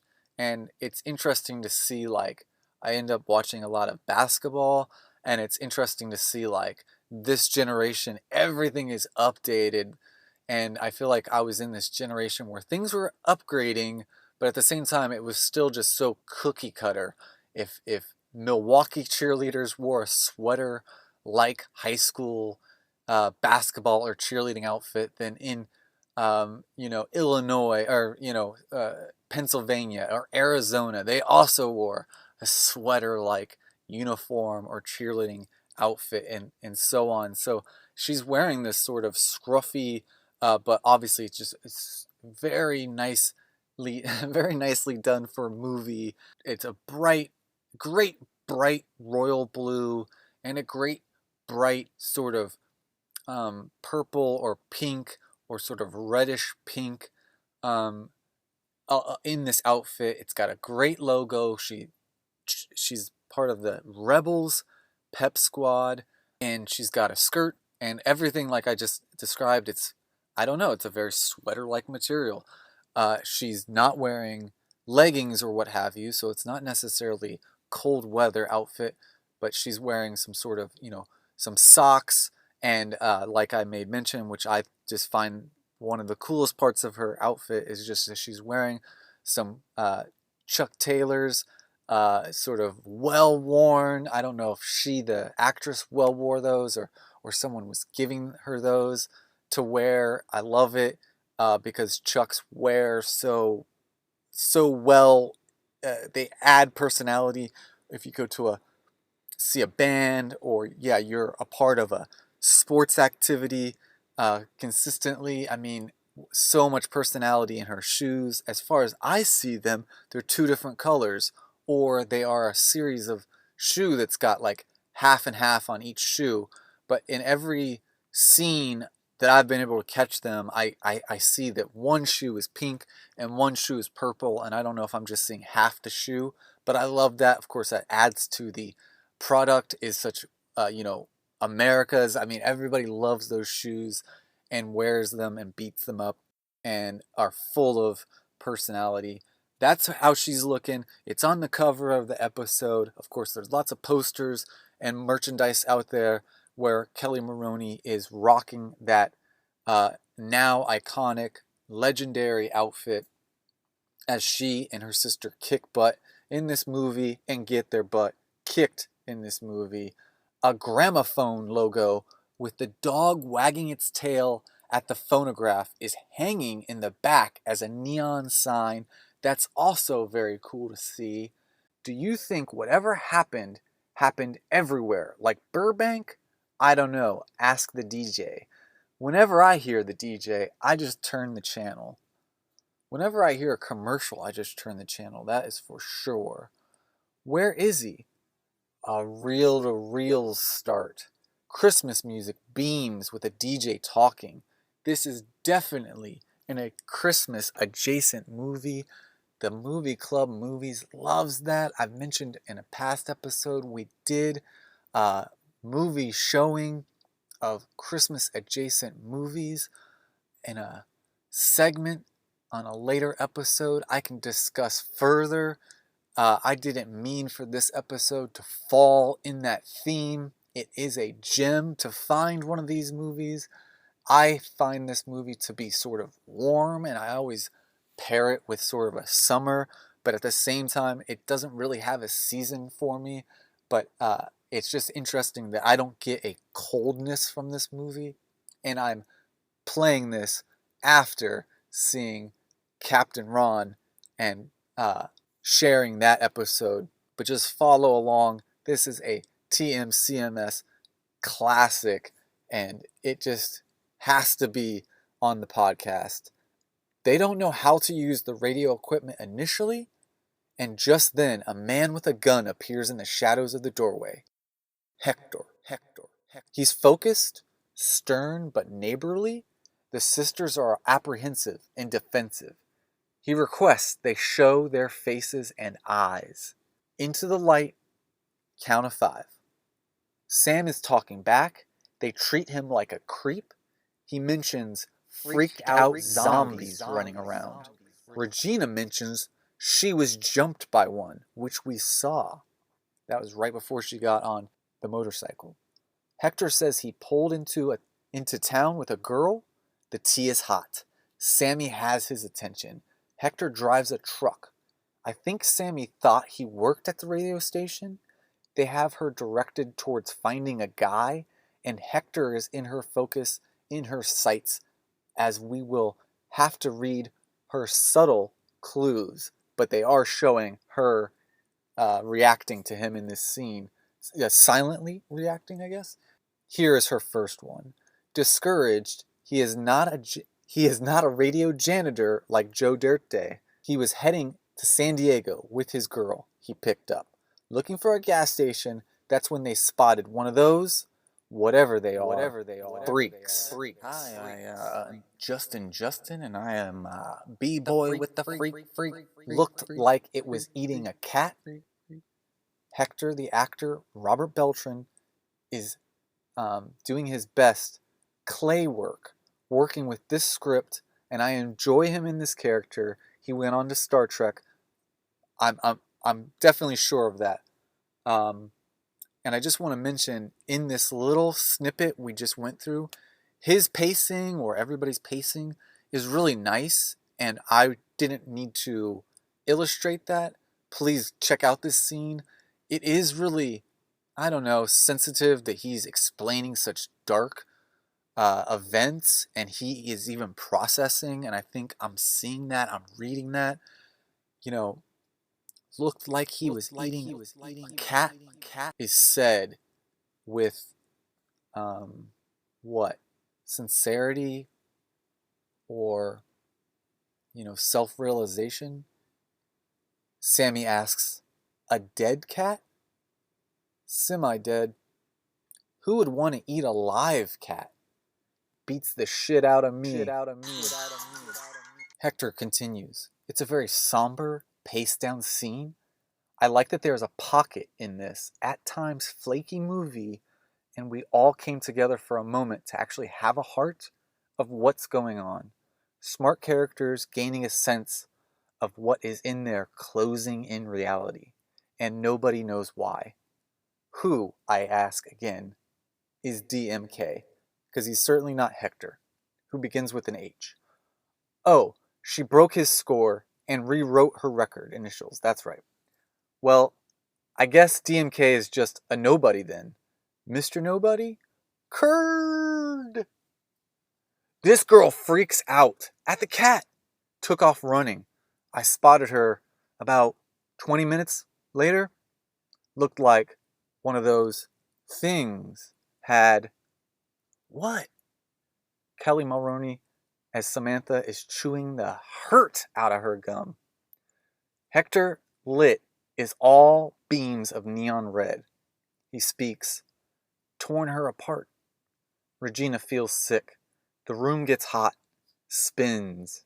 Rebels. I think she's going to be sick or something. A guy she knew, same thing might have happened to him.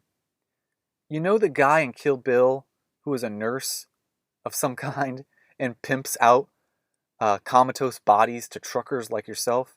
Well, he got cranked over the head with a wrench from the Fast series. Sammy continues. Is it safe around here, do you think? Hector checked it out and confirms, yeah. What do you think of Hector? I like him. I think the actor playing him is a genuine guy, and I think Hector reads through with that trait. I think we have a good team here, and we can start figuring some things out soon. Sammy is checking that the music has turned bad, and looks around her shoulders at the radio cockpit she's taken over. Hector goes towards more colorful neon to where Regina may be using the facilities. Are you all right? My name's Hector. She wants to be left alone.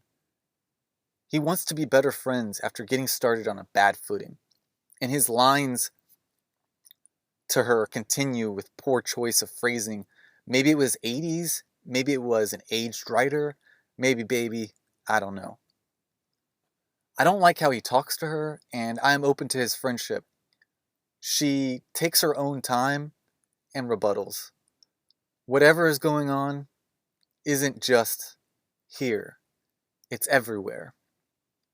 My sister thinks we're going to be rescued, that our dad's going to come back from Honduras with the GD Green Berets.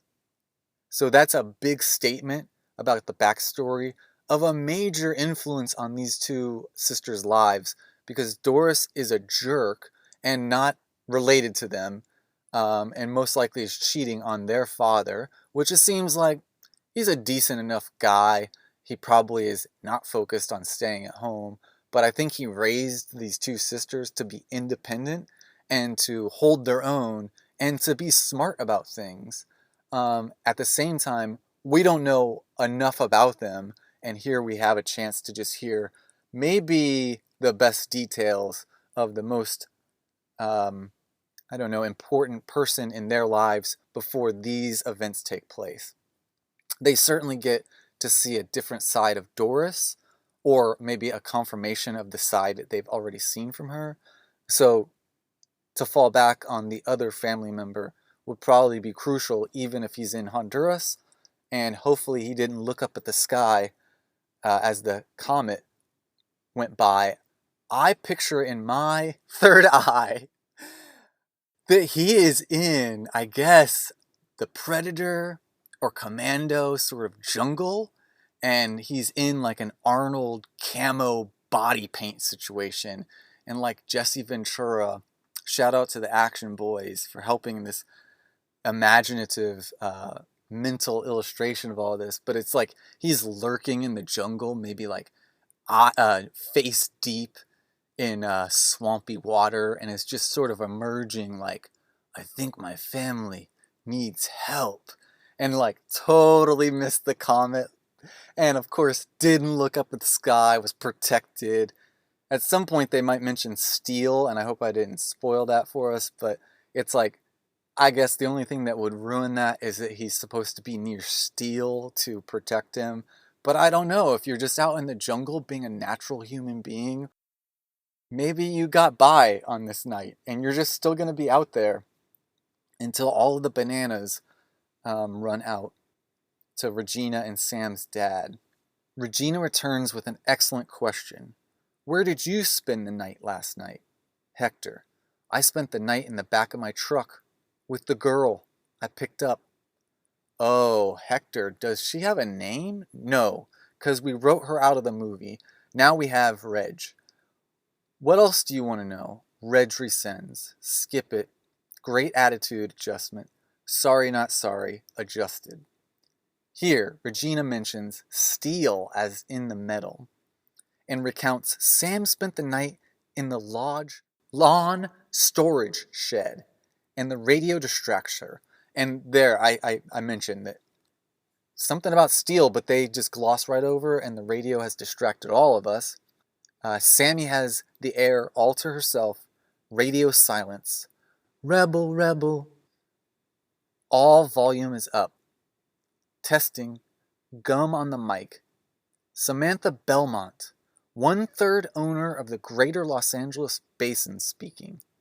I don't know what Greater Los Angeles Basin means. I've never heard that except in this movie.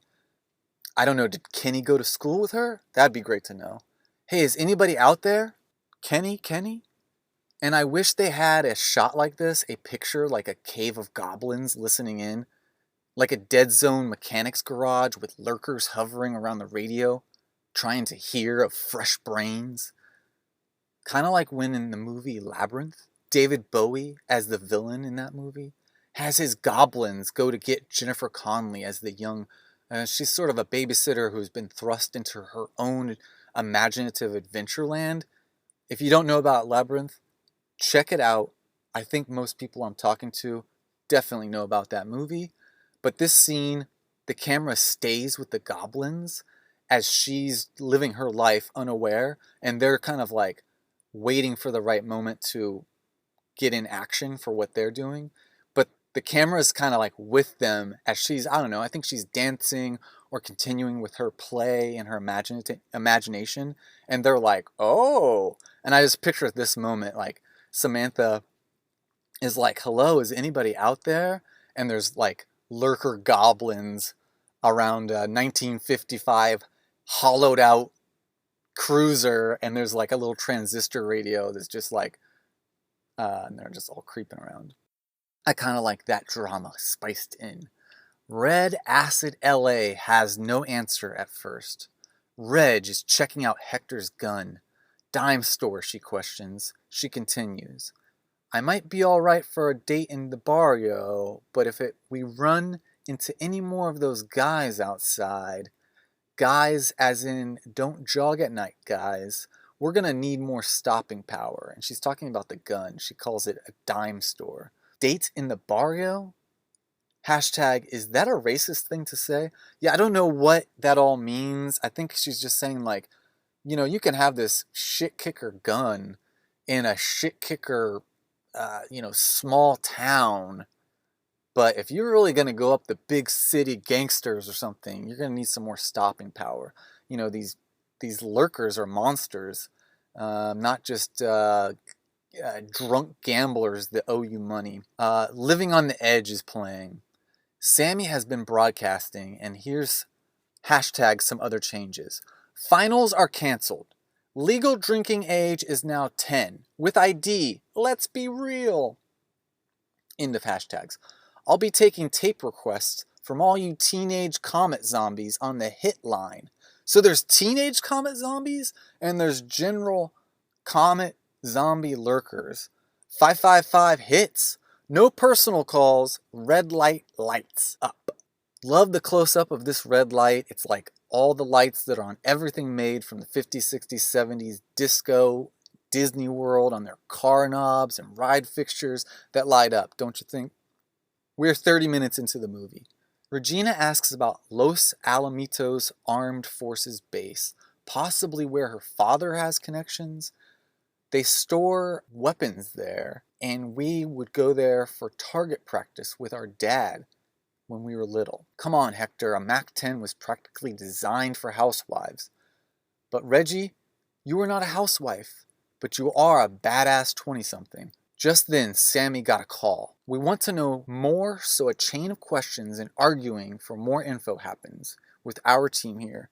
Meanwhile, she has left the broadcast on so the scientists that have called are still hearing the conversation back at the radio station as we see them standing in some shadowy office-like structure. Sammy is mentioning that it was someone wanting to know what she was doing. As they bicker, the scientists, which we saw at the very beginning of the movie, are dressed in all gray, except they have lame white golfers' belts. Lead sciencers are playing MaryWoronov as Audrey and GeofferyLewis as Mushmouth Sconeface. There is no reason for us to bring any survivors, including them, back here. We, as the audience, do not know where they are.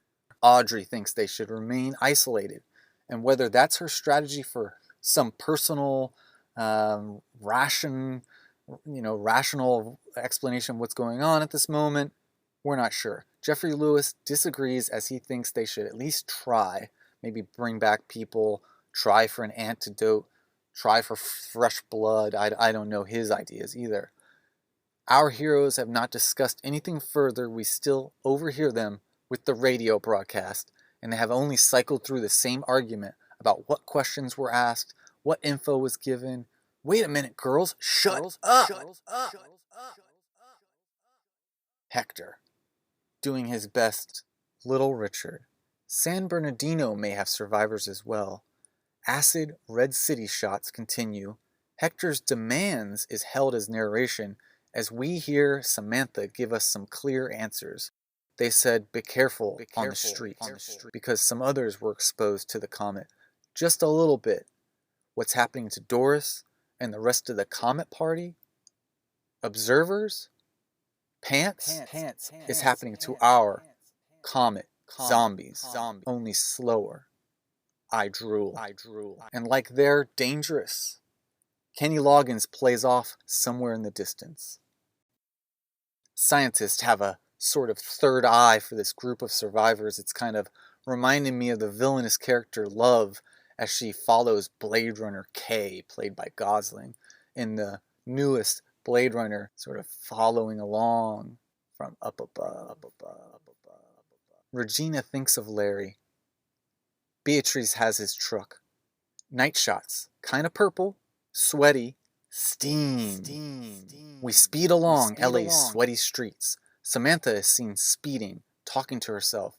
Can't blame me for the phone, because nobody is the phone company. 2 cops on motorbikes spot her and roll up. She's pulled over and gets ready to flirt with the cop, which is terrible. But KM is so fucking funny and cute and made up for this role through and through, and she's playing the instrument well. Blammo! It's Comet Zombies.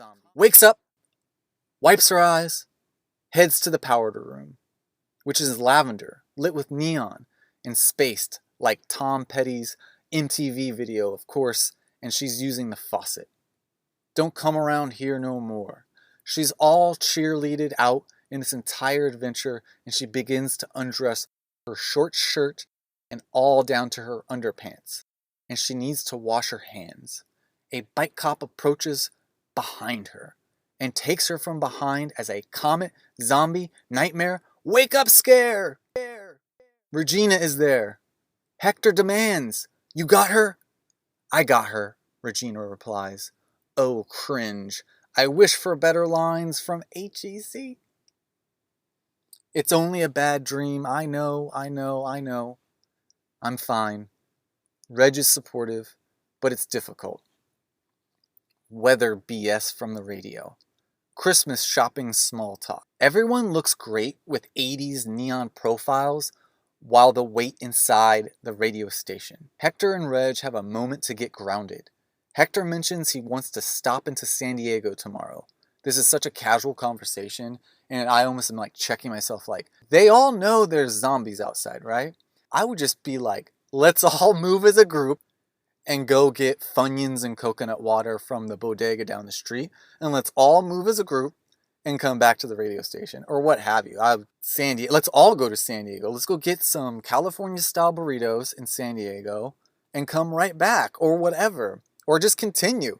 Let's go on a Food tour, food adventure. Let's roll down the West Coast, and before everything goes stale and moldy, let's try to eat as many burritos up and down the coast as we can until we get to Portland, and then we'll switch menus. He may have a family and friends alive there. You know about your connections, I do not. He's close with his family. Regina shares she is no longer close with her family and seems to have split after Nam. Sisters, a single dad, and the 3rd Special Forces. She mentions the base they may have been stationed at, and then the actress adds an actually explosion sound, like psh. I don't know why that is what she is explaining to us. I guess she has been involved or trained to handle the threat of ammunition and excessive forces, because she just kind of like punctuates her short little, Tinder profile she just gave him with just the explosion sound. And I guess we're just supposed to know, like, instead of saying, and then my parents took me to soccer practice, and then poof, I'm in, soccer at high school, going to the state tournament. She's like, maybe just trying to say, like, he took us to the military base, and then poof, we're Rambas. Her father saw that they were girls and would not follow in his career path. So in her words, he found a new mom and he headed off looking for war. It's 1987. She's maybe 20. Where is her father for real? And she mentions Larry and her weren't going steady or anything like that.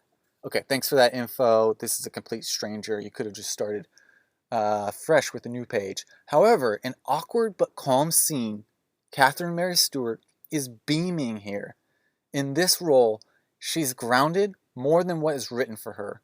Hector slouches next to her. Catherine Mary Stewart looks like she's about to sneeze and says, "Don't go to San Diego. I have to. Romantic. But I'll be back. Please. Okay." With a shoulder grabs. Regina says she will give him Texas, Florida and Texas if he comes back. Samantha looks uncomfortable and is closed up, squirming on the couch. She's getting itchy and is glass-eyed, clammy face. I feel you. I'm getting squirmy with this movie every time I watch this one. Someone get this character a cotton fiber. Hector asks Regina to dinner. We see a boat of a car, silent streets somewhere in downtown LA. Newspaper canisters are in the background. Samantha is holding a gun and letting it rip. Sprat! Sprat!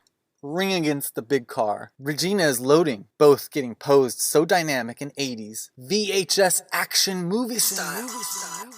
Just check this scene out for these two confident actresses handling the frame. I don't care about these things they've got blasting off. Crank, crank, spatoon! Great. A bullet, stray, whizzes by. KM handles biz. The pieces lock up on her. And she talks some shit and passes it off to Reg. Daddy would have gotten us Uzis. The car didn't know the difference. Oh, I love this. This movie is different. These characters are different, but kinda the same. The two sisters get to the side and hash something out. Sam seems to think Reg made it with Heck last night and sort of squared things away. I don't know. I guess that's an immature perspective, so I'll allow it. However, get smarter. Reg is letting her sister know, and Sam is writing her, mentioning she swiped with every guy Sam had her eye on. And now she's swiped the last guy on earth. She pushes her sister Reg. And then a beat. They laugh. I mean, that is freaking hilarious. It's like, hey, you goofball. You're like making it with every guy in Los Angeles County. You're like making it with the last guy on earth. Oh my God, you're making it with the last guy on earth. Good for you, and also screw you. And I agree. That's pretty funny. Sluts rule the world, I guess. They take a moment and pause with the acid gradient coming down on the frame. The two are paired above a concrete wall that has some artistic basic shapes, sort of graffitied or like just an artist mural that's simplified, very simplified. It makes for a composition and a nice, neat framed picture of their life at the moment. And it's a little bit like, I don't know, it's modern. The future is only in front of them, no matter if they feel doomed or not. So there's a lot of angles. It just feels like, of course, we're downtown. We're in a metropolitan area, but also these two young people have the future ahead of them. LA is an incredible city. I mean, it's a great opportunity to sort of use the actual scenery to frame everybody. It looks great. Madsen, snacks and poker chips. Our potato chips are set to explode. Salt and vinegar and zesty barbecue. Find us down in the bodega, corner store, and general chain markets of your choice in your neighborhood, arranged neatly and organized to provide ideal freshness and efficient explosions. Dig in deep. Give us a shot. Madsen Snacks, poker chip distribution dispensary located around the back. Keep your boots on and no shit kicker hats. Hector pulls up to his mom's San Diego house. Feliz Navidad is playing on the record player. How dare you? They could be playing Alvin and the Chipmunks like everybody else. It doesn't have to be Feliz Navidad. He thinks someone could be around his mom's house. He hears someone. Something? He collects some things. And it's a lot of odd items, which is funny. And he's just putting it in maybe like a big pillowcase. And we see a picture of, I don't know, a sister? I want you to put a pin in that, because who is this person? Is this person DMK? I mean, it's nice. Hector's a sweet guy. This is just a family member. There's somebody down the line, I think this picture looks like, and I don't know if they know that they did that. It's like, well, what are you trying to show us here? Lots of 80s wallpaper and more red lit windows. Hector takes out his gun to see. It's a kid. Shit. This is bad. A pestering little comet zombie snot kid. So there's all levels. There's kids. There's teens. There's lurkers. Shit. He's coming at Hector like a bad ep of a 60s Star Trek episode, and I'm just waiting for a commercial break. But Hector handles his own, and both run off. Hector has a comical run down a sidewalk, and I love that. And that's sort of how they end that segment for him. We just see him hightailing it out of this suburban neighborhood in his cowboy boots. Audrey is at her computer. Acceleration, shit. Error. She has written acceleration, loss of memory. She is having problems writing. Lady, we are 48 hours into this. Captain Mushmouth has entered. We found survivors? I've turked with the others. Beneficial to conduct the blood tests in the field. My God, sounds awful. Audrey is going to LA with some other sci-fis. The two argue about majority rule. We see they are in an underground, possibly base, or just a low-profile base. We see a shadowed guard perspective, and we get like a layout with a window into a couple rooms. And please check this out. It's almost like a model, an actual real set, or it's just like an oddly perspective-based set. I cannot explain any better, but it looks ridiculously good. The core purpose of the group is to survive, not bring survivors back to the base. So I guess there's a bunch of people out there, and if bringing others back by now means infecting, they're trying to manage, should we bring more people back? These people are not infected as we know. Let's just keep them separated. We pull out of a hallway, and a door opens, with an active helicopter outside. Oh, brother, here are some kids, a football player, and a gal. Pull out that pin, who looks like Hector's photograph. I don't know. The two scientists have a silly argument just for the camera as the helicopter mutes their vocals from us, the audience, and Audrey walks off with Jeff spinning dramatically. We see Regina sitting on the roof of a police cruiser, Samantha in the driver's seat. Regina is getting on her about drinking a 12-pack of soda, and Sam is already mentioning she has a rash, possibly from all the soda. The end of the world makes me a little nervous. Samantha asks point blank to Regina, so do you like him?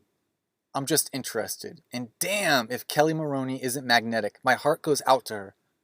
I guess he's nice.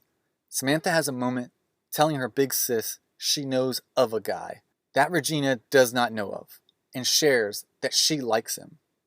He was nice. Her freckles are showing. The two are lit from the police lights and the acid sky.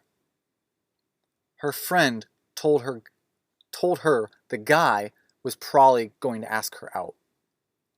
Sam continues with teen angst. Kathy, this same friend, was flunking algebra and was thinking of a way her parents wouldn't find out. I love this inside the goings on.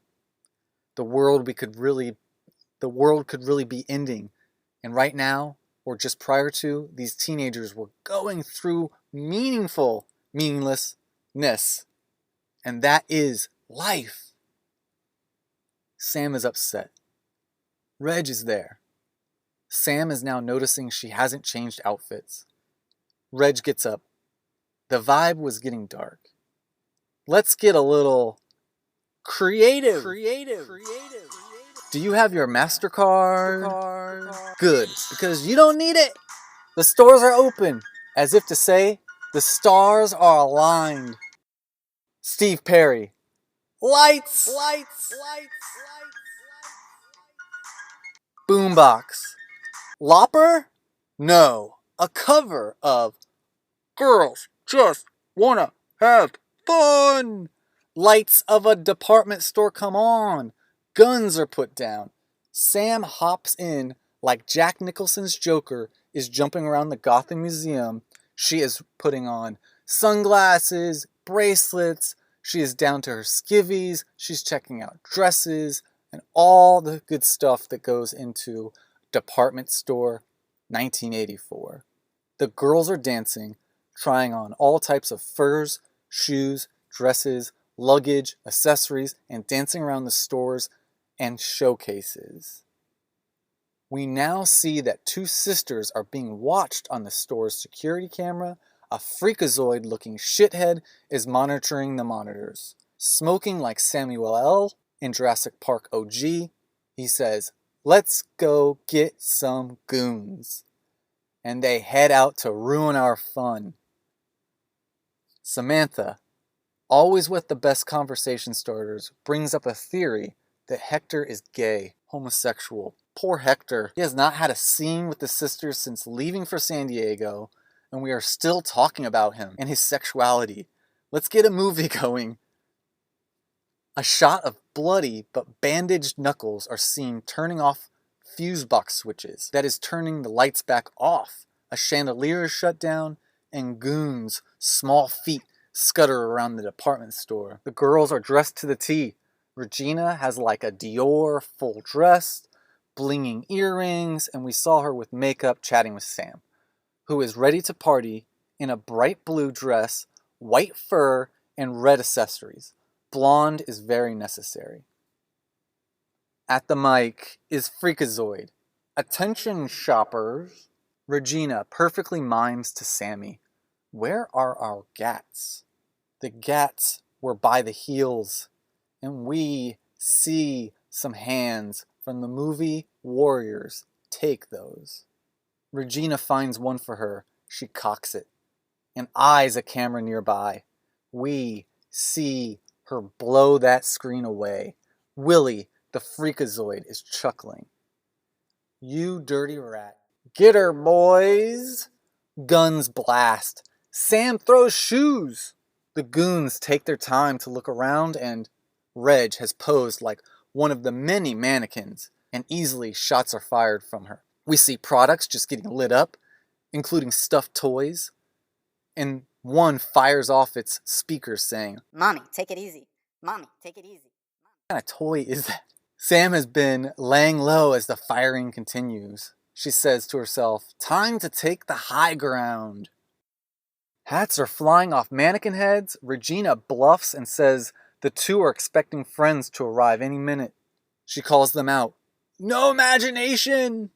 However, it's weird these guys are led by a creep who, like the Joker from 1989 Batman, is kind of going on his imagination of what crime could be. You know, it's really like flamboyant or dramatic, extra, exaggerated. He doesn't even need to be attacking anybody. He should just be checking out like Jordans or something, right? I mean, go shop, dude. And then go to San Diego and get a burrito.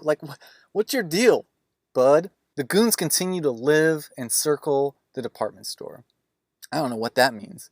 Oh, they continue to live. No one shot them up. Okay.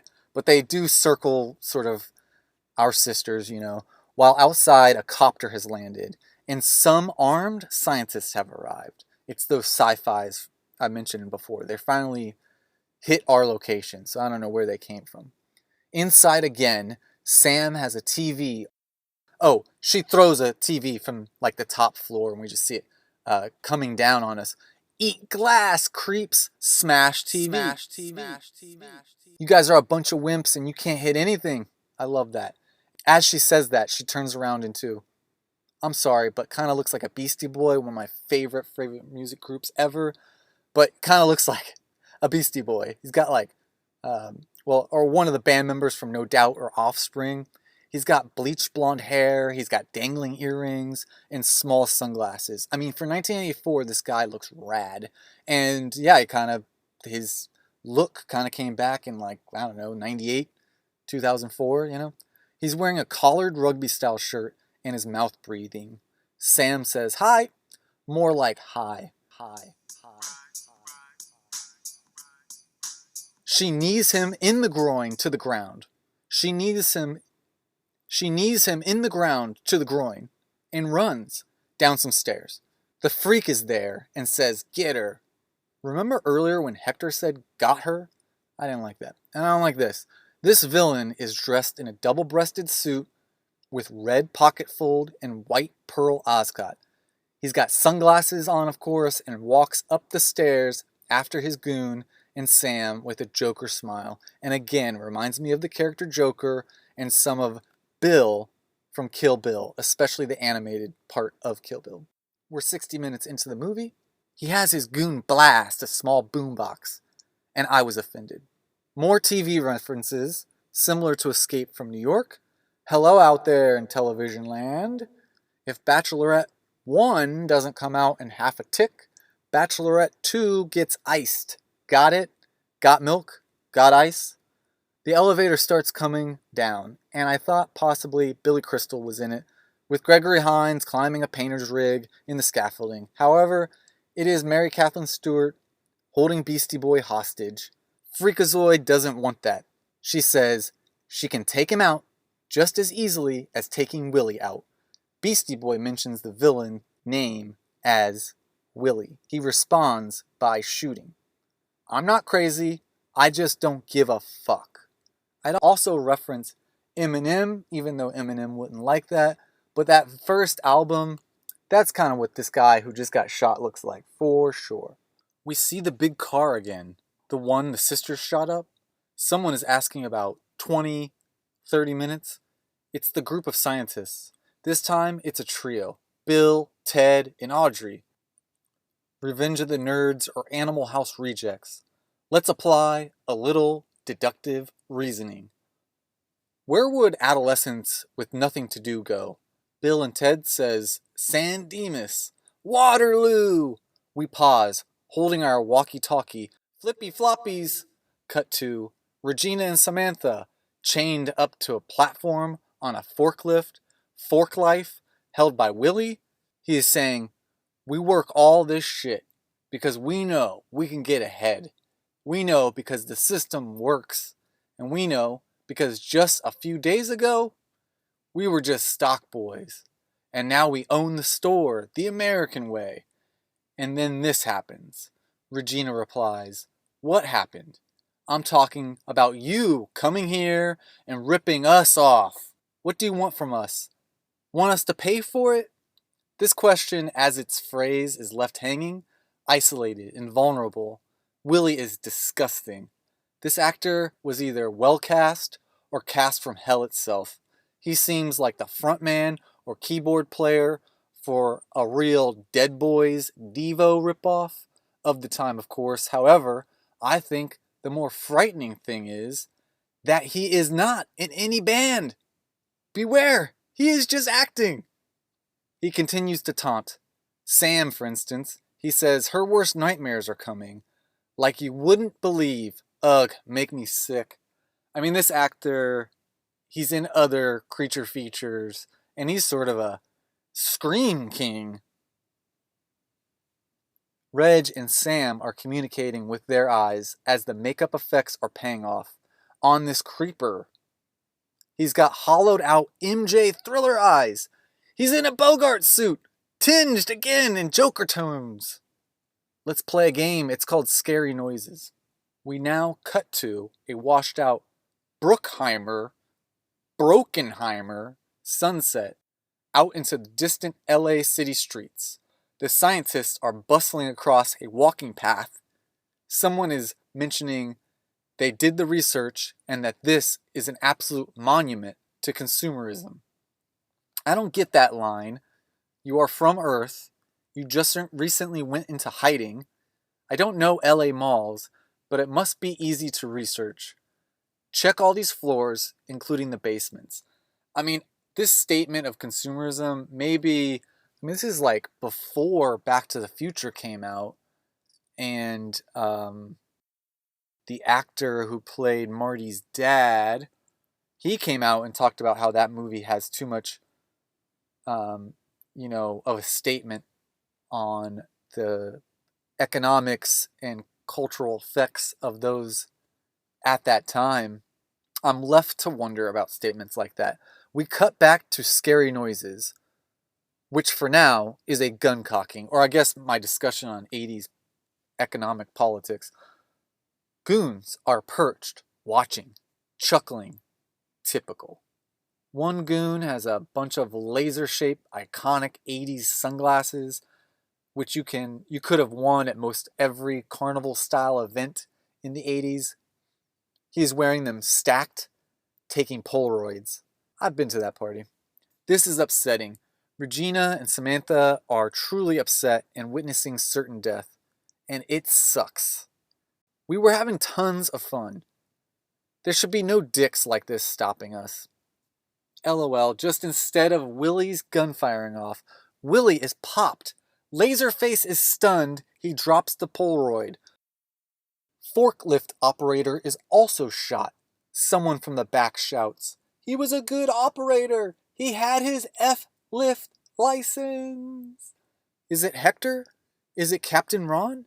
No, it's the scientist with, I don't know, an armed security force? Please unchain these two heroes. We go from 80s warehouse to LA skyscraper, rooftop, acid red gradient.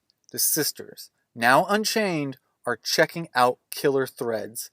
They are really excited about their shopping haul. My screen with captions reads, "Man." It's ironic, of all these great minds in the world, all the great intellects, who should survive? Thanks, man. Audrey and our wormy scientist are talking to themselves. Sam is showing signs of contamination. We are watching her, and she looks happy. She has a great smile and itching drinking soda. Audrey has been dragging her heels, so to say. She now speaks up and mentions she can stay behind with Sam. No need to send her forward. If the wormy scientist is sure she's infected, and if this Hector person shows up, run tests on him as well. Yeah, where the heck is Hector? Wormy insists she should stay as a pair. Audrey stands stoic, and we see Regina in a helicopter waving. She's off to be tested and included in the secret survivor colony, I'm thinking. Samantha on voiceover is hopeful she will get first shot at making the moves with Hector, which is unfortunate. Her teen character is directed this way. I always think of her as fighting her way out of this. Man down. Audrey is preparing her to receive a shot or blood test.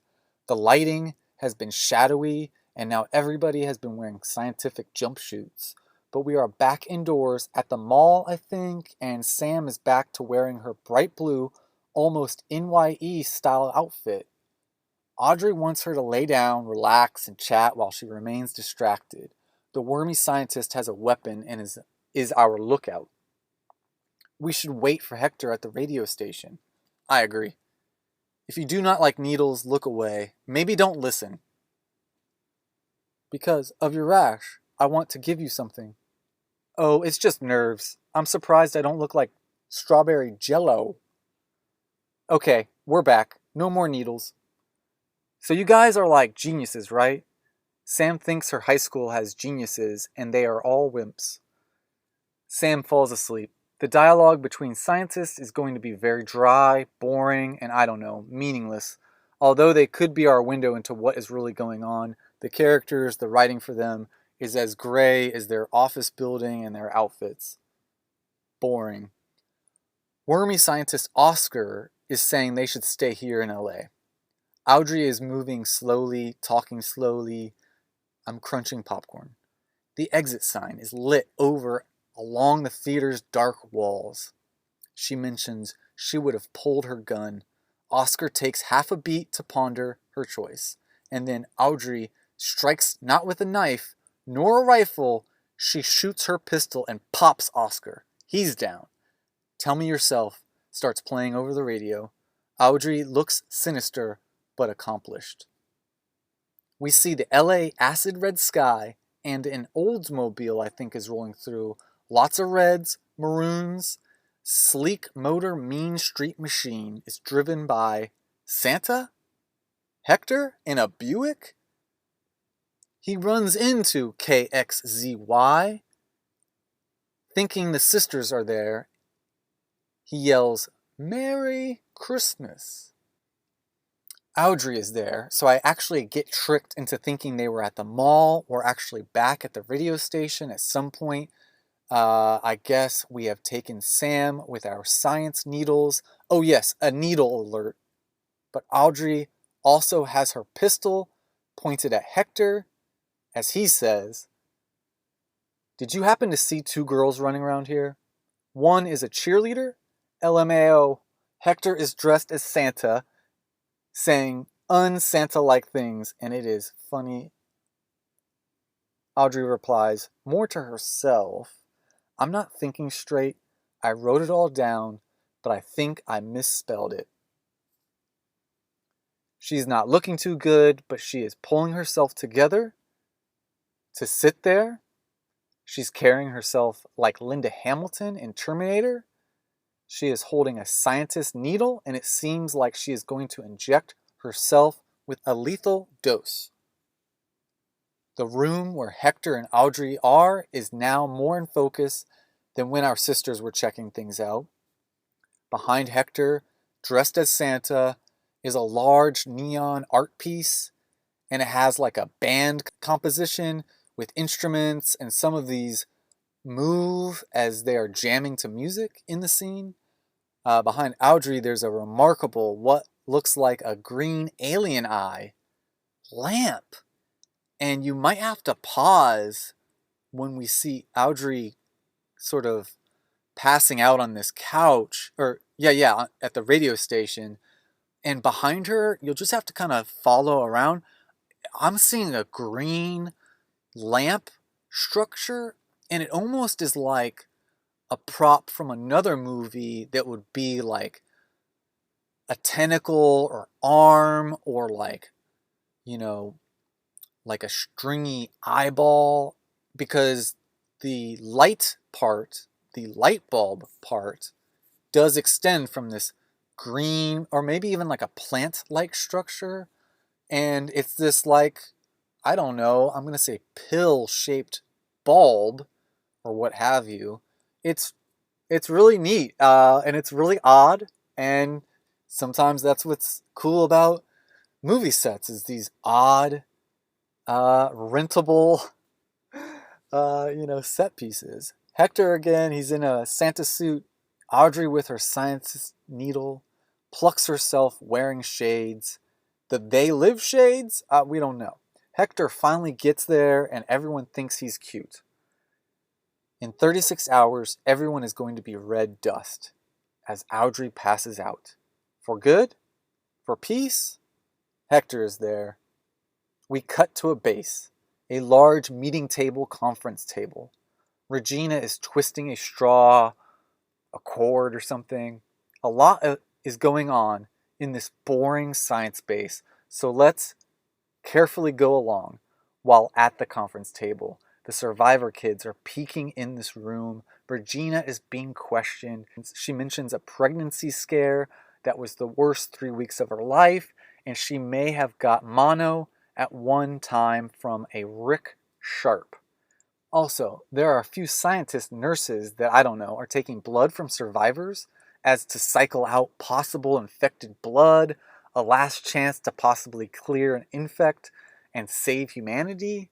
One says to the other, "I forgot how much we were taking from these survivors. A symptom. They may have been infected and becoming advanced.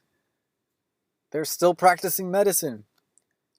A gross back and forth about how much they could expect from Sammy and Regina, and comments about how healthy they look and if they had hair like hers, yada yada. GeofferyLewis looks like the mushroom toadies in Mario 3, shrinking into his scientist chair, continuing to grill Regina. Regina asks in an excellent question, "Is this an underground hospital or what?" She also adds that her astrological sign is Cancer. Shout out Cancers! Where I am, and what am I doing there? Toady is at a stalemate. And now we have a blood transfusion mishap. I'm going to skip.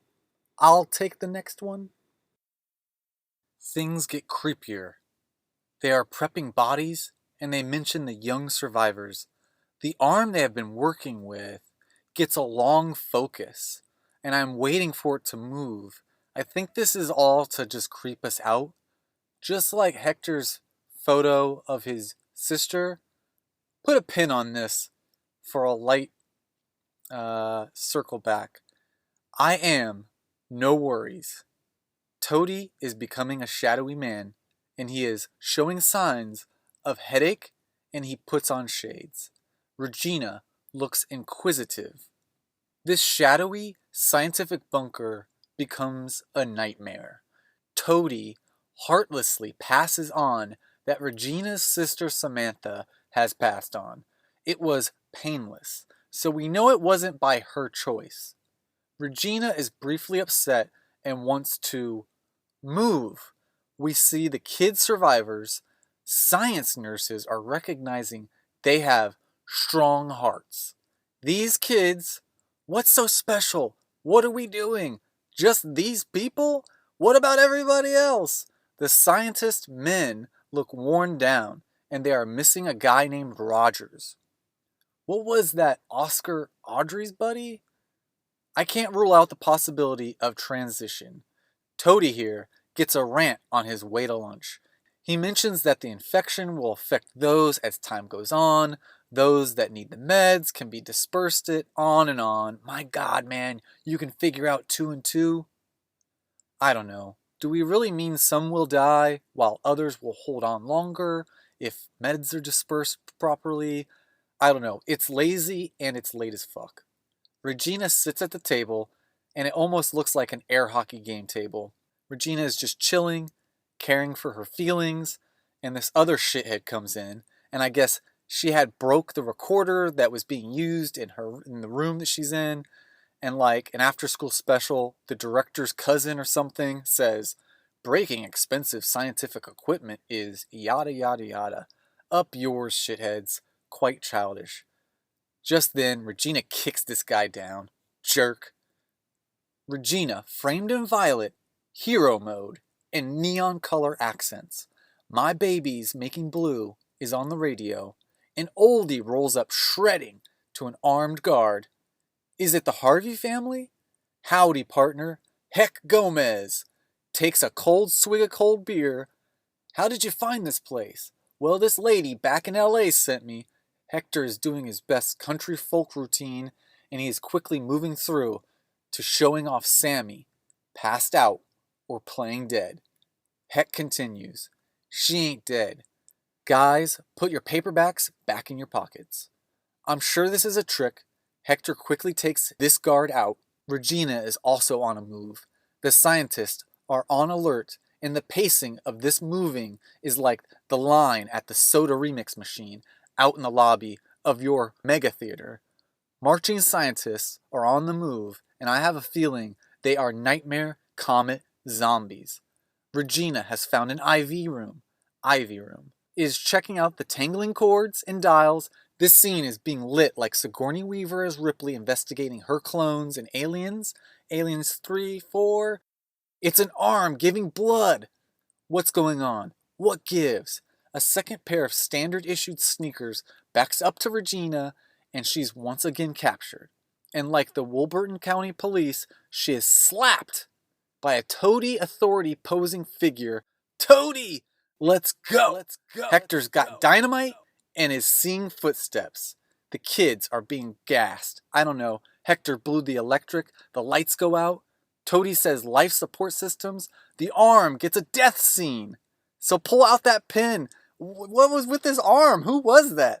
Regina says, get your hands up to who she can see. Just then, Sam takes care of, watch your back! Hey, nice outfit! The two sisters re-team up and intimidate the scientists. This base is so dark, so stay close. It will continue to be hard to see what's going on. Toady is at his computer, and it seems all is lost for them. They are now, or have been, putting it all down on these young survivors. One of these idiot survivors says that he wants to get his football. Stupid kid. And I am sure Regina is on their escape. So dumb. Just get out! Samantha's death was totally exaggerated. The sisters left the nurses getting gassed. As they get into an elevator, one of the kids keeps his arms up, and one of the sisters is like, put your arms down, don't be dumb. The kids meet Uncle Hector, and Regina smiles as if this was her plan going perfectly well. Hector arranges a hotfoot. Sarah needs her bunny. We are at a climax. Regina is getting pissed. Why have we stopped? The guards know not to shoot as to harm the survivors, blood donors. Hector tells the kids to cover their eyes. Hector is flipping them off, taunting them. Says, hope to see you around real soon. Yeah, sure, maybe we can have breakfast sausage. Toady finally gets some creature effects and is in their own cruiser about to start the engine. So it's like a group of these scientists, and we can see that Toady, his eyes are just caved in more and more. It's totally zombied out, but they're just crammed in like clowns in this one single car. The science mobile is explosive. We had seen Hector a few minutes earlier take a barrel of gasoline around the driveway, and I guess he just like loaded things up for explosion. The gang are all grouped together to watch from their cruiser, so our team of heroes is seeing all this, and we're showing that they are all seeing it, almost like watching a movie at a campout or something. It's a large explosion. Just then, a milkman, or remaining scientist shithead, goes to take a kid from the car, and Hector acts fast. Regina passes him a gun. He shoots the man, and Sam catches the child. It's upsetting, but we're okay. Thunder clapping. We see blue skies with clouds, the LA skyline without smog, red sand down the drain, clothes down the sewer, pants. We've got clean clothes dressed for Easter service. Regina is armed with a Polaroid camera. She is doing mother-like things. Hector is throwing away guns. He's got like a duffel bag full of guns he's putting into a literal trash can. So it's kind of silly. It's not like the ocean or, I don't know. I guess it's funny, right? Regina and Hector with the kids are doing things as a family unit. We see Samantha sort of dressed for outdoors even, or beach day. She's across the street, almost like she's waiting. She says they look like the Brady Bunch. Regina's fam is waiting for the crosswalk light, which is comical. Sam is seeing this as ridiculous. The whole burden of civilization has fallen on us. Sam crosses. It's a ghost town! Whipping around the corner is a Mercedes with a license plate that reads DMK. Sam jumps out of the way. Regina says, see what happens to her dumb kid? Sam stays with our new friend. He's young, handsome. Sammy says thank you to the universe and says, nice car. Thanks. He's got 23 of them. Wanna go? Yes! More than you know. Sammy Mason Keener. Plz Be Kind. Plz Rewind. In exclusive content obtained by TMCMs producers, a postcard written by Regina and Sam's father has been recovered. The following is that postcard. I'm just writing to tell you, things are muddy out here. I found an abandoned Blockbuster rental store. I've been keeping shelter here as my rations of TP is running low. I miss sugar cookies and popcorn, watching action movies with my 2 girls. That reminds me, does Chuck still have my 35mm It Came From Outer Space 3D print?